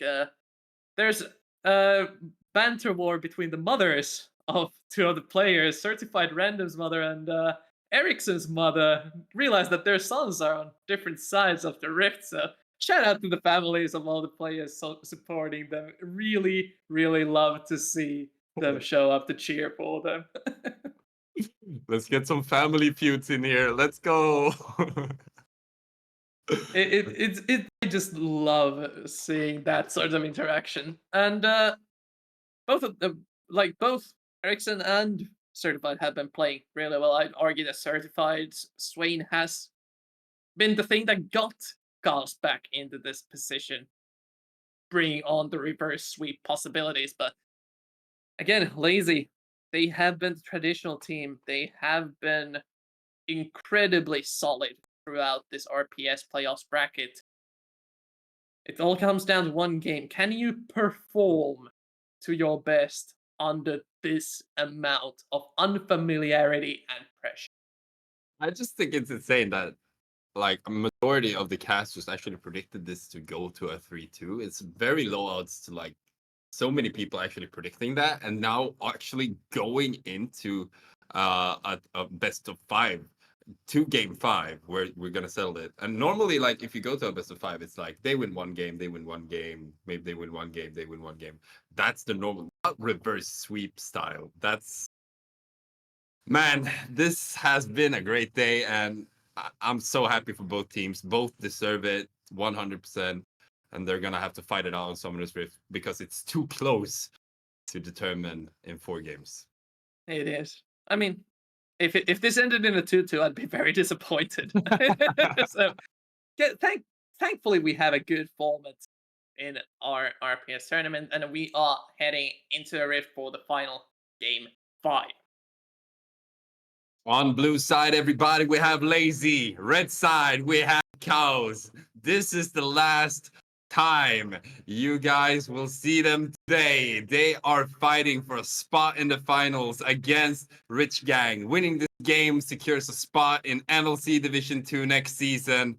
And now it's just one game to go. Yeah. And, remember the level 1 volatility? We could see it once again.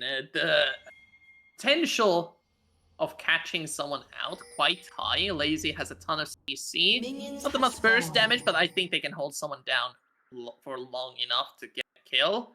While KAOS, they have the damage, but they don't have the lockdown. They need a couple of levels to properly burst and catch someone. So, vision being set up, ward at the Raptors, defensive ward check that Lazy don't do anything weird on their top side of the map, and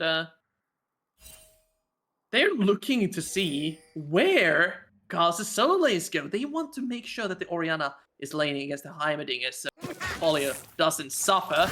Ericsson might still have been a bit of a pickle, as the turrets will zone him out from the minion wave. This is disgusting. He can't get to lane. I mean, he can, at the cost of life. Yeah. And that's what's gonna happen as well. And a lot of trading here on the Orianna. But I mean, Ericsson chose to go top lane against Kronvo. That's something he chose himself. But now that he's in lane, it will be a lot easier. And this is the matchup that they want to keep for as long as possible. Renekton against Yone, extremely favorable for Folio. But the Heimerdinger matchup, if you haven't seen a good Heimerdinger play mid before, it is very potent, even nowadays, if you are a good Heimerdinger player. And Ericsson filling the full Oh, no way. long lane. This is insane. Ericsson almost has to recall. He has teleport. He probably will as well because he can't miss this wave. They Simpoon in the bot lane. They have a level 2 here, but the Ignite doing a lot of damage to Certified as the leaders. He's gonna join the fight as well. And Certified accepting his fate, letting his support survive. First blood going to the leaders. He's punished by Reflect, so already on the top side of the map, counter jungling whatever he can, maybe even try to punish Ericsson, who already teleported back into lane, is down 2 levels to Crown. No. There's a Gromp ganking top lane, everyone. Run for your life. Flash from Ericsson. I don't know if he's together here with Reflect, looking for something. And they get flash from Ericsson, but no kill. Well, looking for Reflect. Finds the Nico hanging around in the jungle. Do they fall for the bait? No, they don't. They split up. Oh, a lot of damage from Folio here. Reflect can't do anything. And Folio picking up another kill. 2-0 to Lazy. This is actually how the last game started. 2-0 to Lazy. And then somehow KAOS found a way back into the game. And, yeah, this early game is a bit different, though, because the kills are going to some very potent characters. Renekton getting an early kill, an absolute nightmare for someone. Ericsson! That damage from Chrono, no flash available on Ericsson. One basic attack should do it, and Heimerdinger is popping off. Well, that's a burst mage for you, even though you don't expect to see it. Heimerdinger damage potential if you face check a grenade is so powerful, and you pay for the mistake with your life. 1 shot, 1 kill. And even with the dive going to waste on the top side of the map, the lead still secured early on by the Heimerdinger pocket pick. We see Reflect trying to get some more information in Animus side of jungle.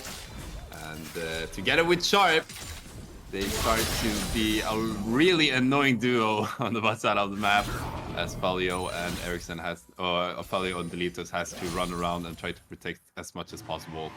I just love how KAOS do so weird stuff all the time.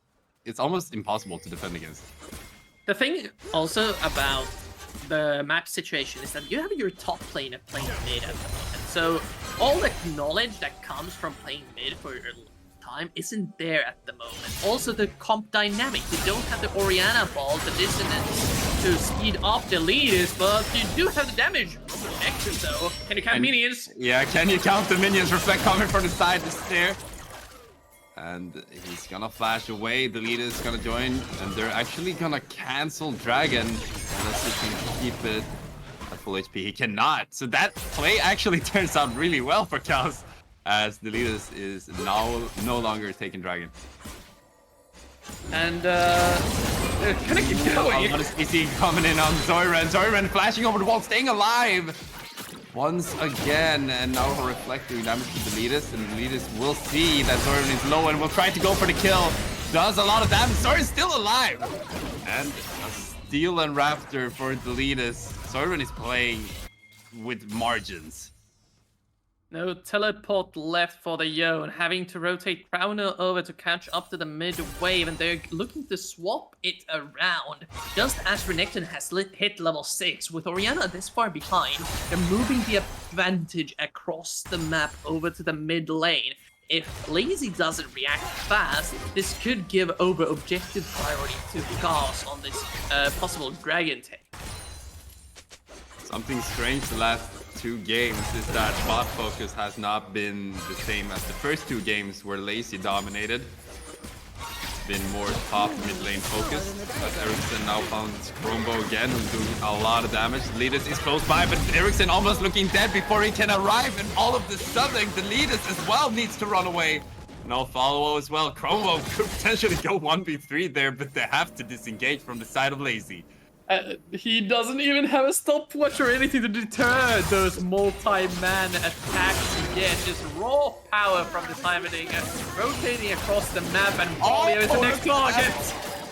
Can they find Folio? They cannot. But Chromo together with Reflect doing so much damage. I don't think they expect that damage from Heimerdinger. But so far, 100% win rate on KAOS when they pick a weird champion. And so far, it's looking pretty good on this Heimerdinger. It is already evened up. With the Dragon now rotated over to by the Heimerdinger. If you didn't know yet, Heimerdinger, one of the fastest objective takers in the entire game. The current DPS is a complete monster. And as you can see, taken without a sliver of trouble. Deletus and French trying to secure objective for themselves on the top side of the map, but they don't really have any other damage dealers than Deletus there. Doesn't even have the level 6, so if this is contested, the fight could go very badly for Lazy. Yeah, Deletus has a question to answer. Can I fight for this objective or not? Chromo is topside. Zorvin going in trying to do as much damage to Deletus as possible as he jumps out. The neutral objective has been reset it as he has to flash over the wall. Chromo, no flash available. He is an exposed champ normally, but has been playing very aggressively even though flash was available earlier. Now Zoran, they're just trading back and forth. I don't even know who's gonna pick up this objective. Like, okay, now they're looking for Sharp. 4 members of Lazy running around topside river looking for a pick so that they can kill Herald, and it ends with nothing. The thing about this is that Deletus is still level 5. Only a couple of camps away from hitting 6, but Reflect is constantly picking up camps, is able to clear them pretty fast due to Nico's empowered Qs, dealing a bunch of damage to the AoE camps, and with that, they're able to secure priority once again over the midway. Look at the Raptor heading the way of Reflect. That's a scary Raptor. Why is Raptor coming mid lane? Yeah, because it's gonna ult you down. Look at Erisa using his shockwave. The best visibility with basic attack coming out from Reflect should be enough. Now Zorwin in a bad situation, stuck between a rock and a hard players. Can he get out? Yes, he can, because somehow he glitches over the wall. That is interaction between the wall and headbutt. If you headbutt someone too close to the wall, the combo will eventually put them over as well. And this results in the lane situation that they don't want to uphold, with Folio now facing off against Browno. Yeah, I don't think he will enjoy this, but the wave is just gonna be delivered to him. So a lot of minions going the way of Folio, something that he will need if they're gonna get back in harder into this game. More quiet on the rift for the moment. Setting up a dive onto the bot side though, Certified could be in trouble. Yeah, Certified trying to run around. Ultimate coming up from Deletus. The CC will be enough. This is a very low ADC. The flash looked good at first stages, but not enough. Guns if you're gonna with Deletus. They're standing together. Maybe Sharp together with Reflect can find these kills. Yes, they can. Ericsson now bot side as well. Zoran should have teleport if they want to commit to something here. Reflect taking a lot of damage and teleport coming in now. It might be a little late as Sharp misses the spear. So that Zoran has a hard time to get in on these kills. Lazy in life, still keeping up. Never mind. I don't even know what these guys are doing. It's getting to that point, isn't it? But what we can say is Heimerdinger completely demolishing the solo lane up top side. He was starting the Herald by himself. I genuinely think nobody can contest him. He is way too strong, already spending the ultimate to get the extra DPS as well, so should be secured pretty quickly. And Reflect there for the follow-up smite, able to pick up the objective and maybe even a kill or two. Look at Folio just taking a lot of damage. Okay, Shim finding the double knock up As Reflect moving into the backline, missing absolutely everyone. This is huge for Lazy if they want to go back in. Folio has to run out. The lead is now in a bad situation as Certified cannot walk close enough to do any basic attacks. As Zoran comes from the side. Does he have any CC too? And he does not. He has the ultimate, but that's not something you want to use for a solo Alistair. Excellent cancel on the jump in from Zoran, headbutting him away mid-animation, peeling any sort of possibility for a KAOS turnaround there. And even though KAOS comes out of it with the Herald, it's still doable for Lazy on the defense. A bunch of cooldowns were used, a bunch of summoners. So as long as they can keep Reflect from making a sneaky play. Ooh, look at Ericsson getting speared down. A lot of CC, but Certified cannot join the fight. So CC, it won't matter as Raptor is ganking again. On the top side of the map, they really want to crack this top side tower, and Folio just cannot defend against it. This should fall momentarily, but on the bot side of the map, the Dragon has also spawned. That's probably where Lazy will head to. Yeah, Heimerdinger or Chrono using his ultimate to do as much damage as possible, but it might have been too little, too late as Chrono goes down, shuts down to the Crocodile. Can't underestimate the burst of Renekton when he has flash and ult up. Just flashes on top of Chrono, able to pick up the solo kill as the rest of the team has priority over the Dragon. Starting to look like Legacy's coming alive. Awakening from their slumber. Zoya in the shot, still looking for a possibility to go in, but two separated. Lazy looking quite good on their early objective control, and Mountain Soul rises, offering more choke points to play around. This is good for both. Shockwaves can land easily, while Heimerdinger has a ton more ambush spots to play at. I actually think that Chrono, if he took that turret, he might have gotten out his Leandries. But so he used ulti turret to try to siege the turret and overextended against Folio, so Folio could kill him, I think. We're probably gonna see it on the replay here, Chrono, after the Herald charge. As I said, could have gotten a bunch of money, tried to commit to it, but with the ult, yeah, it ult overextended, not basically a part of the all-in at all. And Folio, nice punish coming in, the Lazy top lane. Yeah, that was a perfect play from Renekton, just punishing the fact that Chrono, yeah, overstepping way too much. Still, they haven't defused the situation entirely.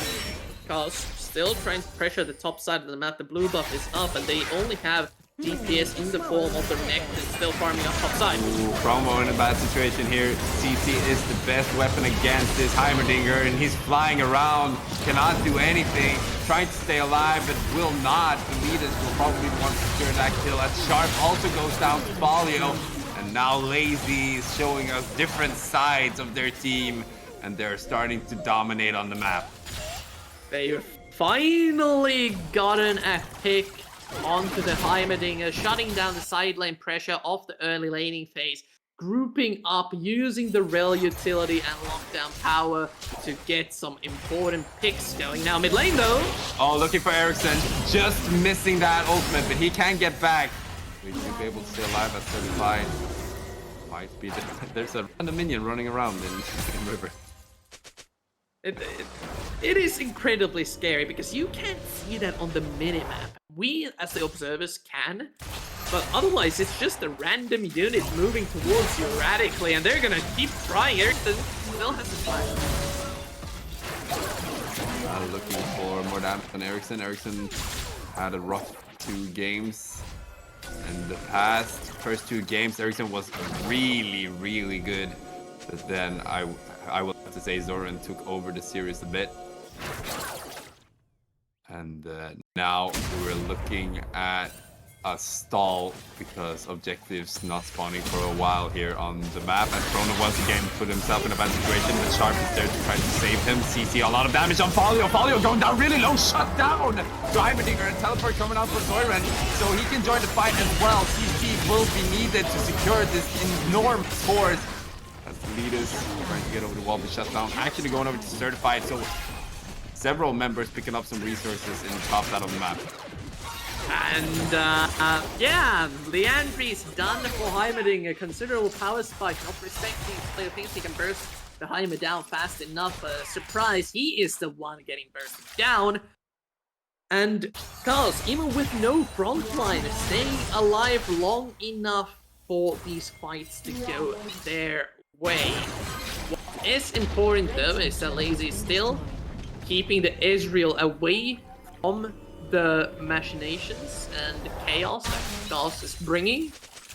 Has been farming up, has the Trinity Force finished, and looking to finish up the Muramana. 3 items is usually where this Ezreal starts to actually be a insane threat. So as long as Gotzi keeps himself safe, he should be in a good position to start carrying this game coming into 20 to 25 minute mark. However, he may have participated a little bit We see all of them trying to commit from the side of KAOS, but they will not be able to, as Sim might be looking for Sharp here. Sharp, very, very alone as certified, might be able to basically connect to the whole thing, but the CC and the damage from Lazy should be enough. RPS splashing up the combo coming out from the side of KAOS, and they're looking for the kills. As Certified doing a lot of damage here to Polio, but that was insane. Reflect together with Zoiren is just popping off. And all that was set up by a beautiful solo player coming in from Sharp into the Combine Pop Awesome. They want to keep going underneath his tower. Let's see if they find anything. He doesn't have the knockup available on Zoiren. They kill the turret before teleport. They do not! As Polio gets in, but he cannot do anything. They can rotate over to the dragon. They have vision already set up, forcing players to approach them in the dark, and most of the cooldowns already burned, so they need to fight. Honestly, Crowder setting up an ambush. Yeah, he still has those turrets available. He can bait out. Maybe Sim wants to be curious about this, but turrets taken away by Ericsson. Polio started Dragon, trying to take it down as much as possible, and it looks like KAOS might respect this and just leave. As Herald is going down mid lane at the same time, and it looks like Chrono is going to go for Herald, and the rest will reset. These fights are coming down so close. With the cooldowns being burnt already, the objective is secured, but KAOS wise enough not to overcommit, not to try to force the dragon steal. Instead, they reset, grab another power spike onto some of the carries, and even a kill. Sim almost dying to the culling, just flexing their power. And we're gonna see it on the replay here where this all started as Sharp got caught out. Watch the solo flare from the Leona come in. Stunning 3, they had no idea that the Pop Blossom's coming. And just like that, the fight is already.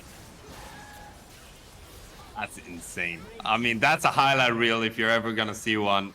Well played to KAOS, perfect wombo combo, and then they get punished because they don't have enough resources for the dragon, but they win the first phase of the fight.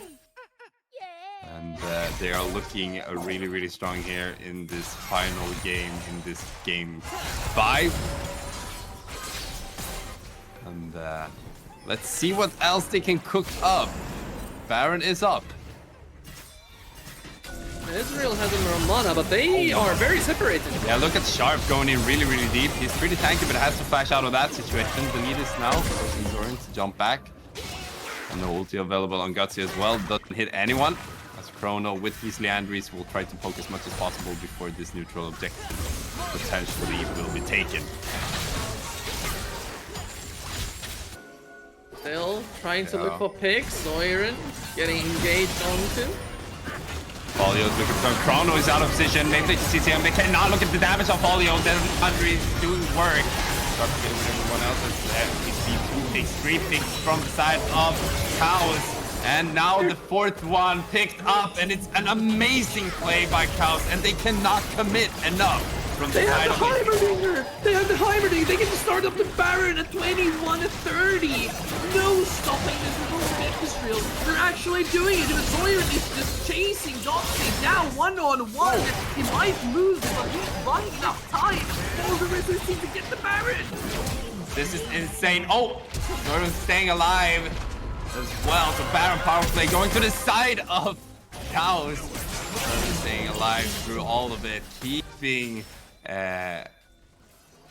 Lazy away. But this fight, go ahead, Carlos. It looked bad at first. A ton of positioning errors, but it was beautifully disengaged. And once Lazy think that they have a chance to commit onto Zoyern here, the aftershock proc from Deletus is wasted, and they run right into the Heimerdinger turrets. They lose their Renekton in one simple shot, and now, with the carry separated from the front line, it's free pickings for KAOS to just get every single overextended member on the side of Lazy one after the other, and they're just going to keep this ball rolling. Yeah, Sim in a situation that route will be enough to secure that kill as well. That is a curious cow, but too curious so that he loses his life. I cannot believe this is the way that KAOS are setting up their comeback for the reverse. Crownos, Heimerdinger paired up with Flex Nico just completely taking over the map.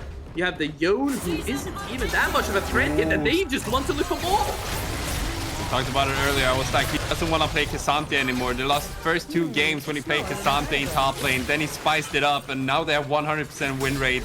Never put a spicy top laner on a champion that doesn't have the same potential as a player.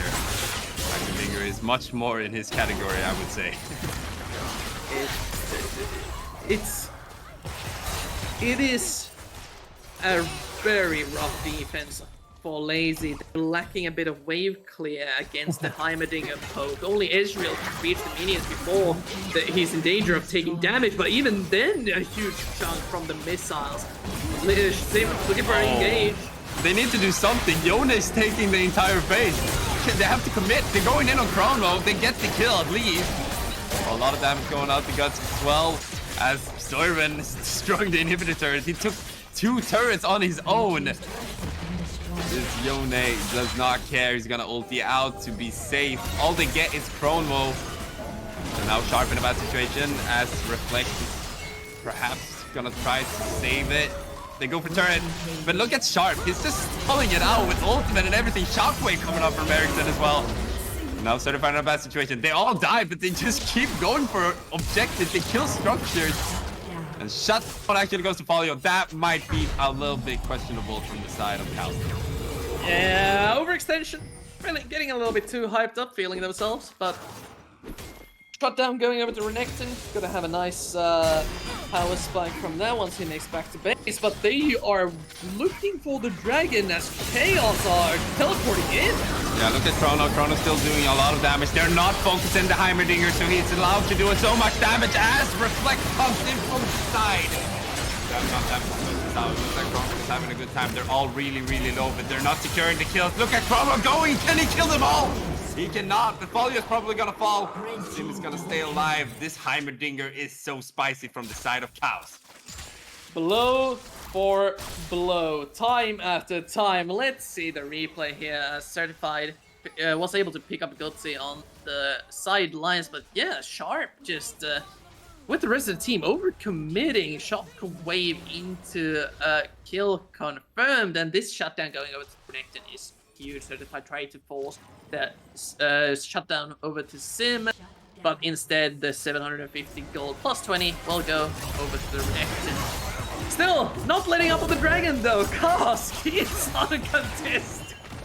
I mean, KAOS is just in this tournament to win. Losing is not an option. They can lose games in a series, but it just feels like they're so confident that the series is theirs. They just feel like, yeah, if we could just do our thing, we could probably win this.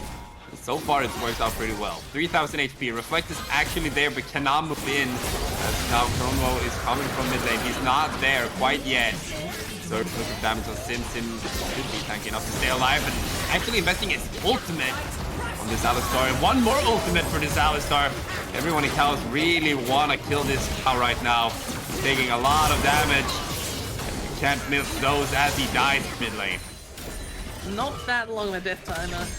Sim out for 30 seconds, and as I said, a lot of cooldown spent for KAOS to get one single support kill. They have Chrono as a deterrent, like don't go on us. We have a Heimerdinger turret, 3 items completed. No Zonia though, so he can still get caught.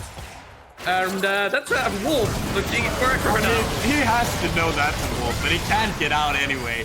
He can't get bot, and he will actually make it in the end as the lead is now coming from the side looking for the Wumble combo. PC coming out from the side of Gutsy. Gutsy together with the leaders. Can they do anything? They cannot.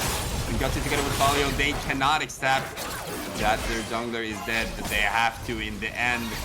As Chrono is pushing up bot lane, and the only thing standing between him and the turret is a cow. So not the optimal choice of wave clear. Can do it, but Oh my god! may just die for his efforts. That's disgusting. He's been activated, and now he has Rylai's as well, so now it's even more difficult to even get to Heimerdinger. Oh, just you wait till he has Zonias and you're standing in the middle of 4 Heimerdinger towers looking at a golden statue. This is this pick. If KAOS goes to finals, Swain and Heimer will be banned for sure.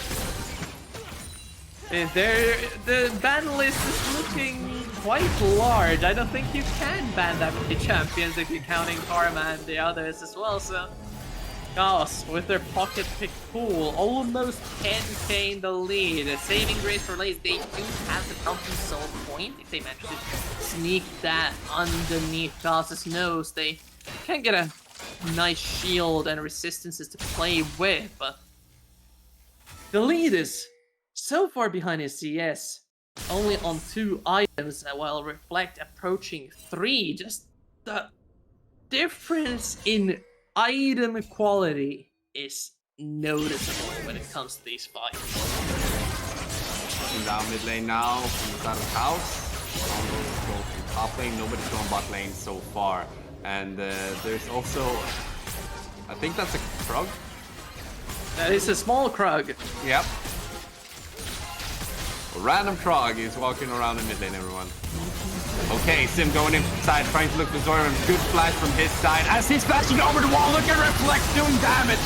And so now Zoran joining as well. Certified is free to do whatever he wants. Is this the fight? Is this the game? Maybe.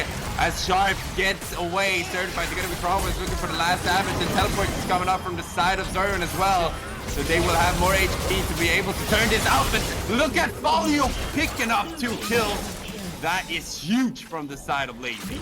They may have held on just with those 2 kills. They're gonna lose a lot, but they're not gonna lose the game just yet. Zoran and Cromwell certainly gonna try their best to make it end. Level 17 on the Heimerdinger, but again, no Zonia, so if they catch him, he could die.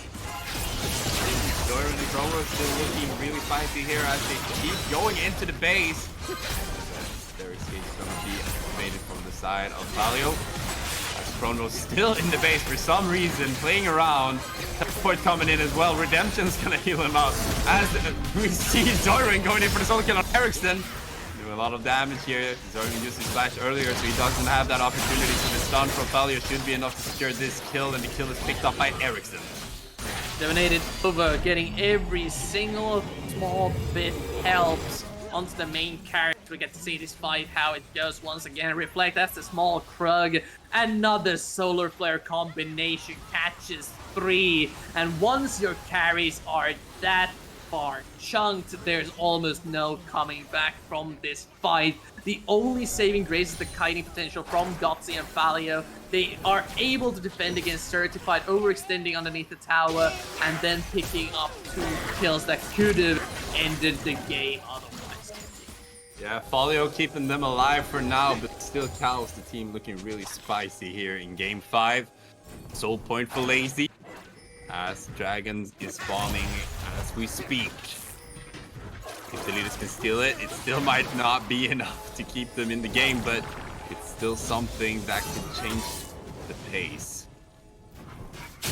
Again, the lead is looking for a way to get into the pit to get a safe steal. Reminder, 2 inhibitors down, so any death could be costly. Baron still 2 minutes away, so... Okay, he's going in.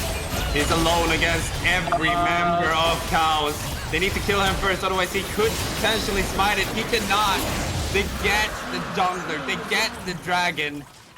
And now they are looking at bot lane, and it's Kronwo who will go there. They look mid lane at the same time to relieve some pressure from Heimerdinger. But if they get the last inhibitor as well, they will have 2 super minions in every lane. And Baron is responding in 2 minutes.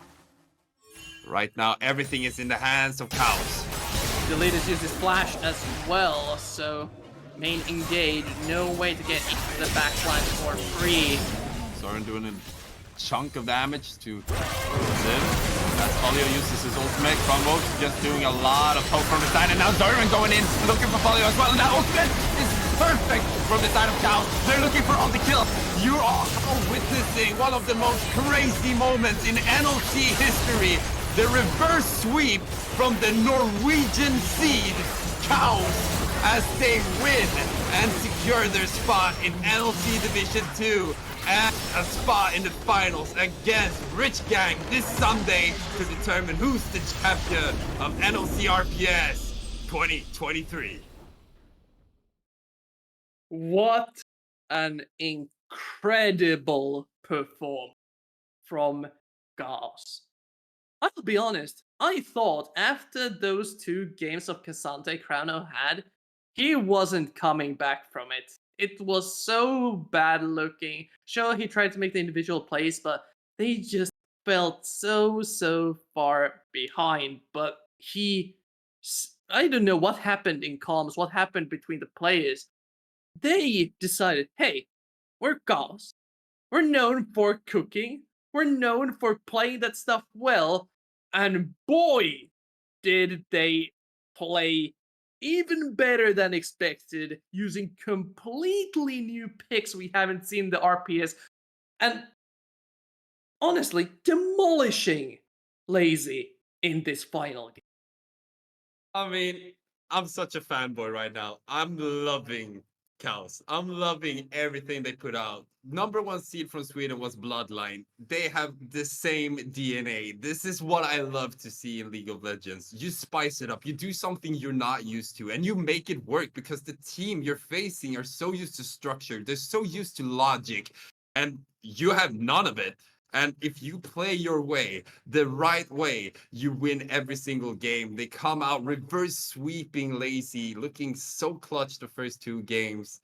I don't even know what to say. Crowno, I hope you have as many fun picks for the finals as you did for the semifinals. That's all I have to say. It has set up to be an absolute banger, but we have a winner's interview ready for you as Sharp, the support for KAOS, will be joining. Hello, everybody. Hello. I mean, I don't even know where to start, but you guys reverse sweep Lazy and you have an amazing day. Can you just tell us what was going through your mind when you were 2-0 down? Yeah, so especially after our blunder, my AD carry and showing up a bit late. We were pretty demoralized after the first game, at the very least. But somehow we managed to pull it together. And after the momentum swinging game 3, it was just like, okay, we can do this, you know. So people got over that initial hump. So, let's just ask it. Crowno. Game 1 and 2, he went something like 2-11 or something like that. What did he say to you guys in comms for games 3 onwards? To you guys let him play Belveth top, Heimer top, and not only that, he completely destroyed him. Yeah, so Chrono is maybe what you would call a bit emotional player. So yeah, but like I told you, said last time, we just let him cook, and usually it works out. But I think towards the end he was getting a bit maybe slightly tilted. I think he wants to sleep, so good for him now. At least he can go to bed because yeah, long day. He can go to bed knowing that he will be in Division 2 from here on out, as you guys did secure yourself the spot. Now, coming in, just winners from this match, you still have 1 match to play. It's against Rich Gang for superiority of who is the best Norwegian org and team in the RPS. Are you looking forward to that match at all? Yeah, I think it's going to be really fun to play against Rich Gang. We obviously played against them in the Norwegian League, and we have a lot of history with them. And also, yeah, the final doesn't really matter in terms of like what you win and stuff, but we're definitely gonna try hard to make sure we get that moral victory. It counts for regional superiority. Yeah. That's what counts. Exactly. Can you just promise me something, Shard? That in the finals, you pick just as spicy as you did in the semifinals, just to amuse the casters and the people, because you're playing so well when you spice it up. Like, that should be the core of your team. It's amazing. Yeah, thank you. Now, well, it's definitely not gonna get less spicy. I'll tell you that. So we're Probably looking no forward role to- swaps, but the cooking shall continue. Yes, exactly. Well, thank you so much for the entertainment. And once again, congratulations on the NLC Division 2 spot, and also a chance to show that you are the best Norwegian team in the tournament as you face off against Rich Gang this Sunday. Thank you for the interview, Sharp. Yes, thank you guys for having me. And for me and Carvis, we will be with you again this Sunday. But for now, we're just happy to have seen KAOS just absolutely dominate on the Summer's Rift. It's been an honor casting with you, Carvis. Do you have any final words for us as well? Well, before final words, I'm gonna ask our production: do we have predictions? Because I'm not too happy to see them, but we may still have to. What looked like a perfect day for me suddenly turned into one correct day for me. I was second place. I'm not second place anymore.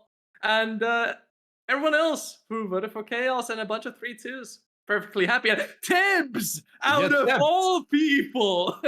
I mean, how did Tebs, out of all people, get a perfect? I don't understand.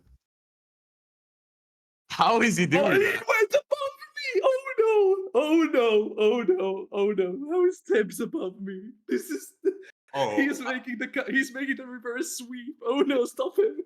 I need to, like, Dog Slayer needs to mess up everything in the finals, and I need to hit everything, and then I might have a chance to take the first place.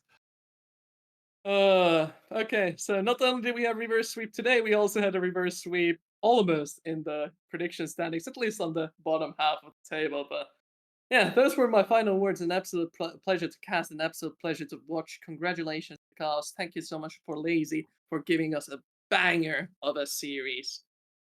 Now I really need to get something to drink and eat. Yeah, I think everybody needs to take some rest and get energy for the amazing finals that are waiting this Sunday. Rich Gang versus KAOS. Both of them have qualified for the NLC Division 2, but they will decide who is the best Norwegian team. And it's already been decided that me and Duckling will sing their national anthem after the finals. You don't want to miss any of this. So follow NLC and be ready for this Sunday. Thank you so much for today. And we're checking out from the side of NLC RPS.